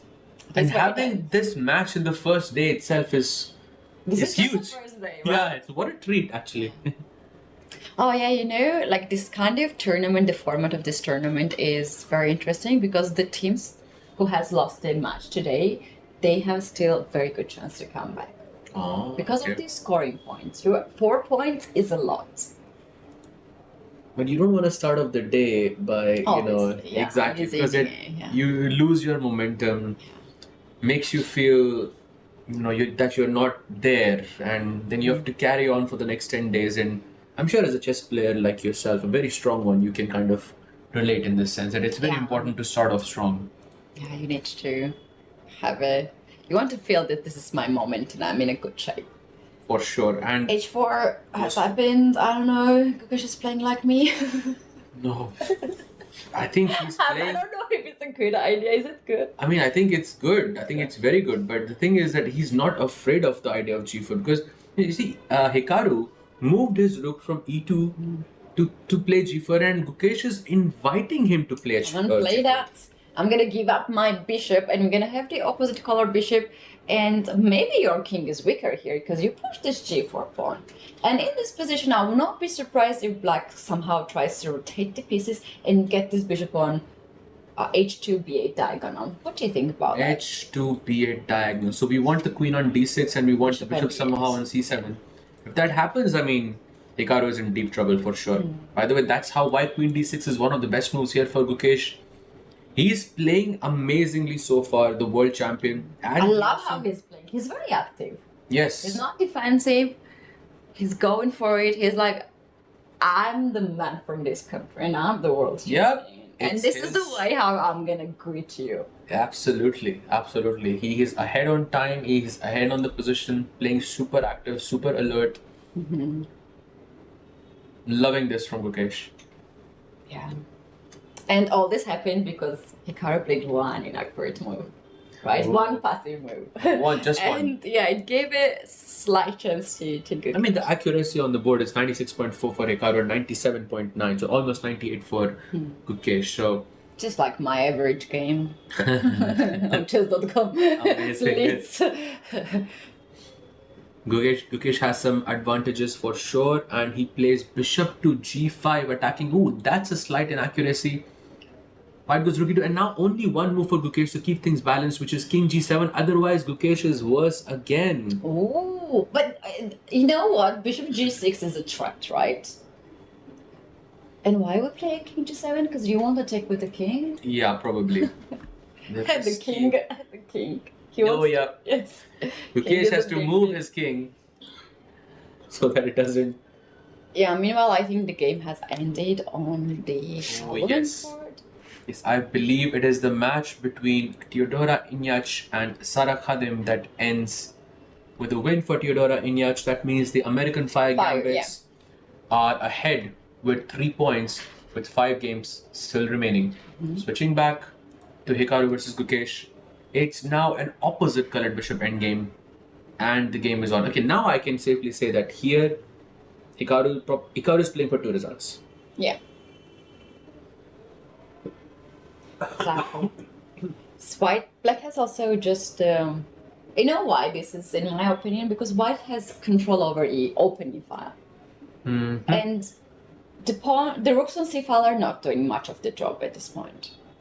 Oh yes, and also the interesting thing is that even if you get the queen on g, like let's say, no, I'm saying queen g3, bishop on c7, and the queen on d6, it's still just a check. Yeah. I can move the king on f1, and you don't have access Bishop to h1. controls. Exactly, the bishop does a wonderful job of controlling this. So I think this is quite good.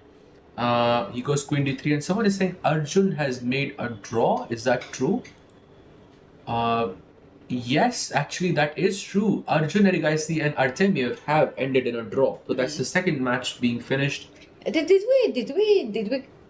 we bet something on that? No, not that I No, remember. right? Not I that just I I remember. thought that, yeah. Just, Maybe my bad memory. Maybe I don't in the know. chat people can correct us, but I don't remember. Yeah, I kind of have a feeling that we had some bets about that game or like about house or something. We do have house. This is we are betting houses. Do you have a house in Goa? That would be tragic, wouldn't it?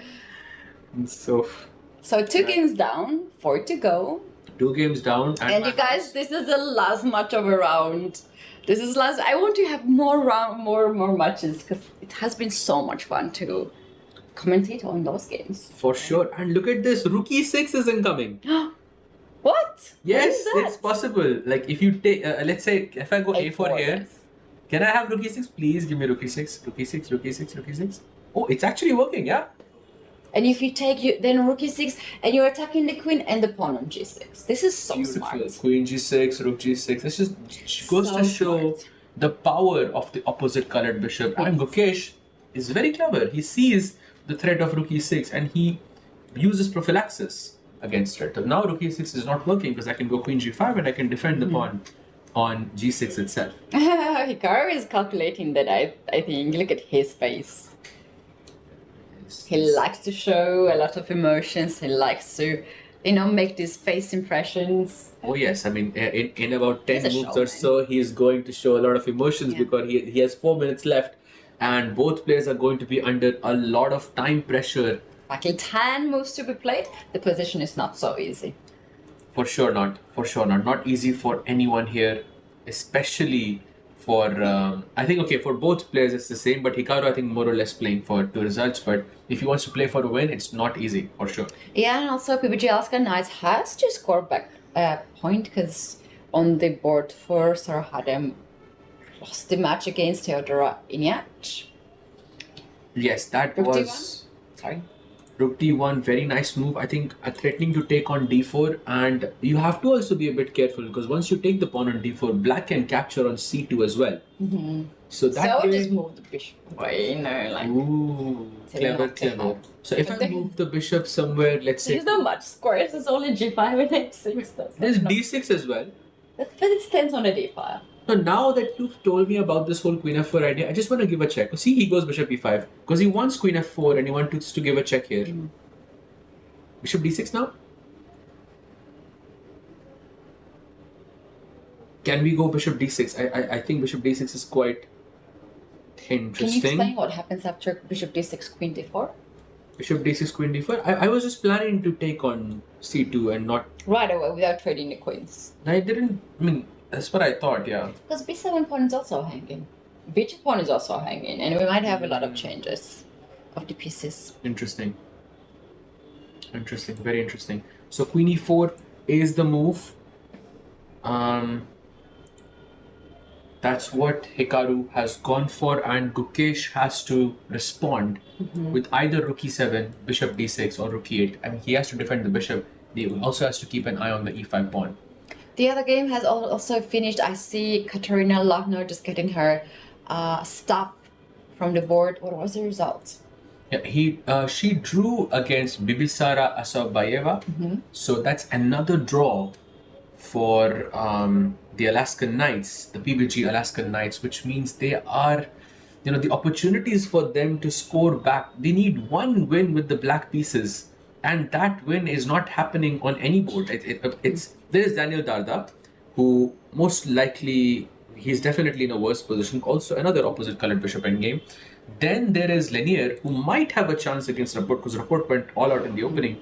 And that... But this game is still on. Yes. And Rapport is not going to make a draw. Look at his last move, H4. Yes, but when he sees that his teammate has already won the match and only one... You can try to... Yeah, but maybe it's too late by then. Well, yeah, when I play moves like H4, G5 and so on, I cannot take control over the game anymore. But, okay, these guys are top But players another for a thing I reason. think about Gukesh is that he never plays for a draw. He always goes for, I think, a win regardless of the situation. And I think this might be another one of those moments where he will just go for the win regardless.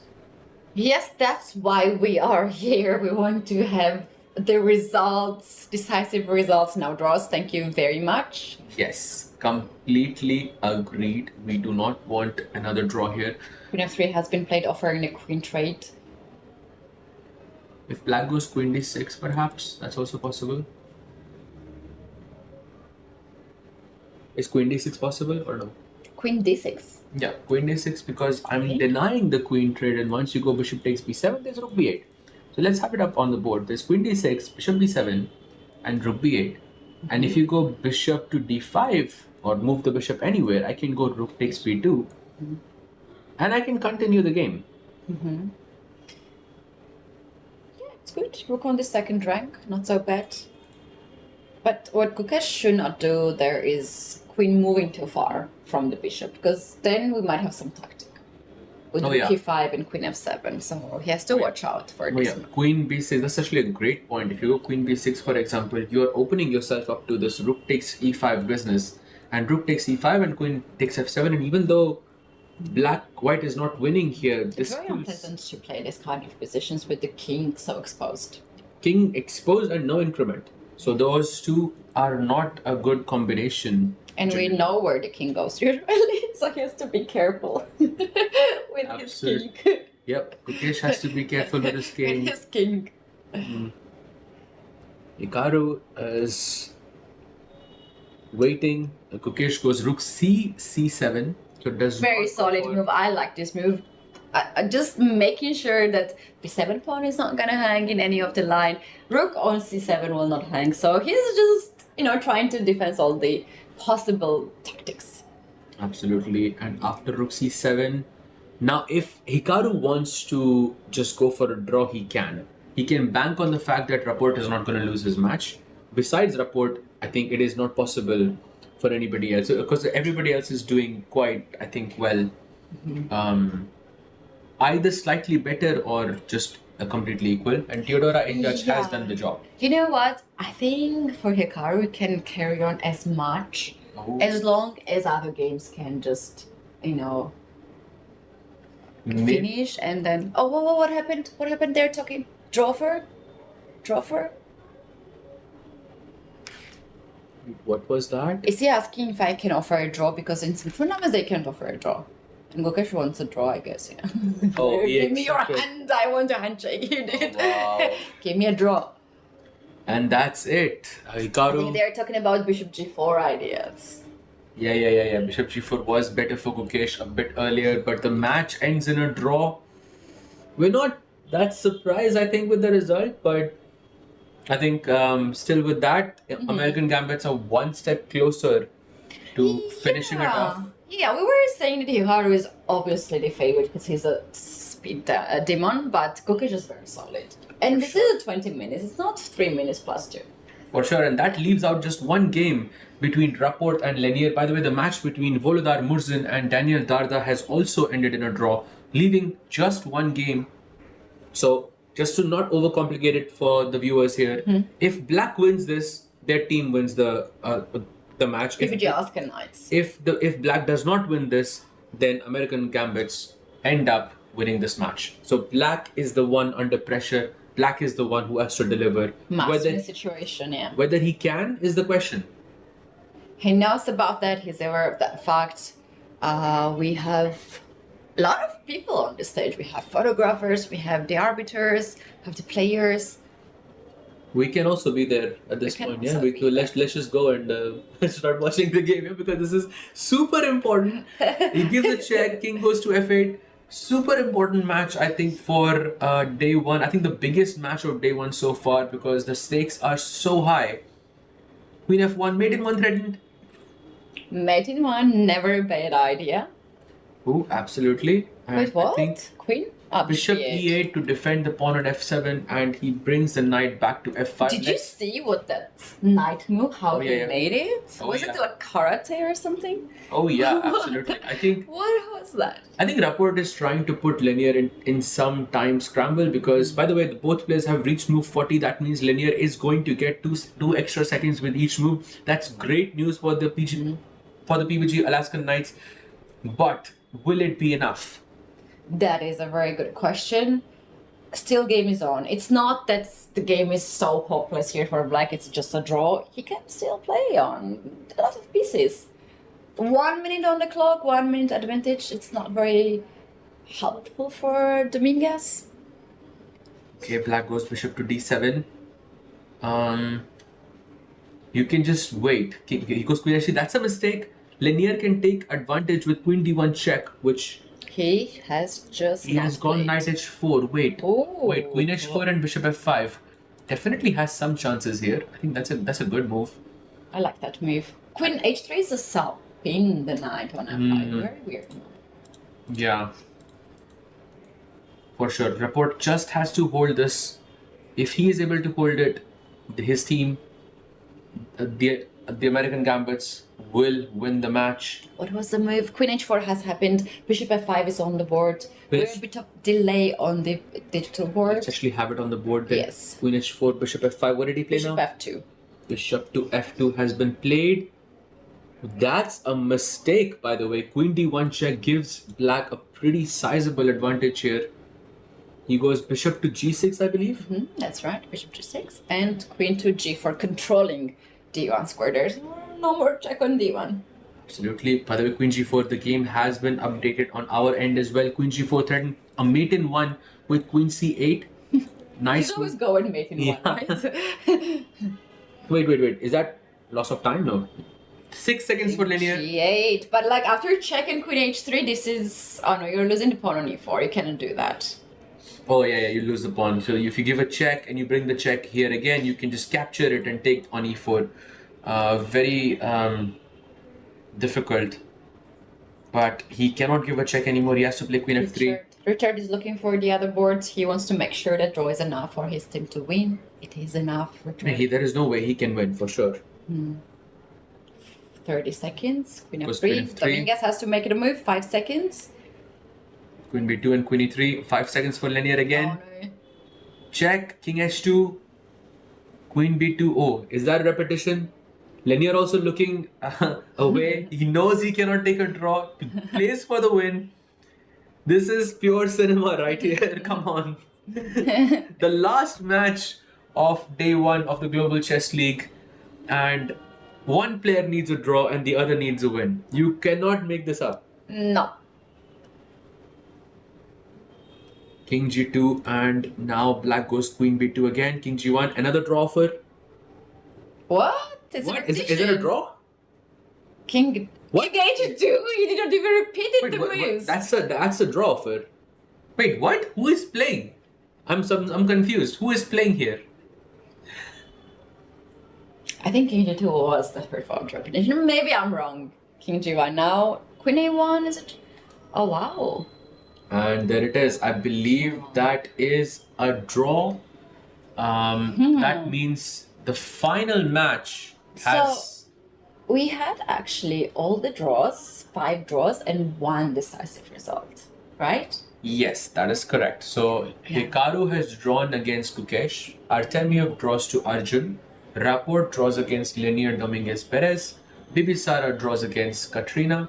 Theodora Inyach is the only player who has defeated Sara Khadim. And Volodar Murzin drew against Daniel Darda. Which means the American Gambits, the American Fire Gambits, have effectively won their match against PBG Alaskan Knights. PBG Alaskan Knights were the team shining last year. They were winning all these matches, went to the finals, and they lost in the finals. And they had really nice event. We thought that they will just finalize the tournament in a way as they started, but the format is very interesting. It gives a chance to everyone to qualify to the finals. And this is just the start. We had 3 matches today. We have seen all the players, guys, and tomorrow we're gonna have another matchup. And I think every day will be just more exciting than the previous one. Absolutely. This is just day 1. I mean, watching Hikaru versus Gukesh on day 1 itself is, I think, quite something. Not bad, not bad. Not bad at all. And there will be more to come in the Tech Mahindra Global Chess League. We will see you tomorrow, same time as usual. Until then, And now Bye, we're going and to good say night. goodbye. Bye guys. Thanks for watching. Chess हो या market, जीत उन्हीं की होती है जो दूर का देख सकते हैं। फायर्स एडवांस ऑप्शन चेन और 50 मार्केट डेप्थ के साथ मार्केट का हर मूव आपके सामने है। Fyers, for those who are born to trade. Investment in securities market are subject to market risk. Read all the related documents carefully before investing.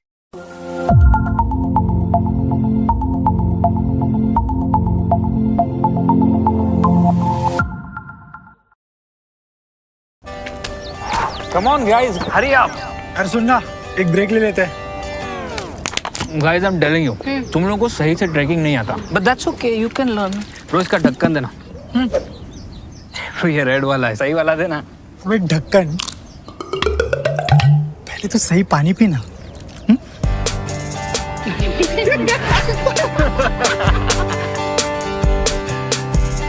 Manikchand Oxyrich, proudly Indian. Magic हो या markets, pattern समझना ही skill है। जैसे Fyers के advance charts, advance indicators से markets के latest pattern समझो और ट्रेड करो directly from the charts. Fyers, for those who are born to trade. Investment in securities market are subject to market risk. Read all the related documents carefully before investing. Chess हो या market, जीत उन्हीं की होती है जो दूर का देख सकते हैं। फायर्स एडवांस ऑप्शन चेन और 50 मार्केट डेप्थ के साथ मार्केट का हर मूव आपके सामने है। Fyers, for those who are born to trade. Investment in securities market are subject to market risk. Read all the related documents carefully before investing.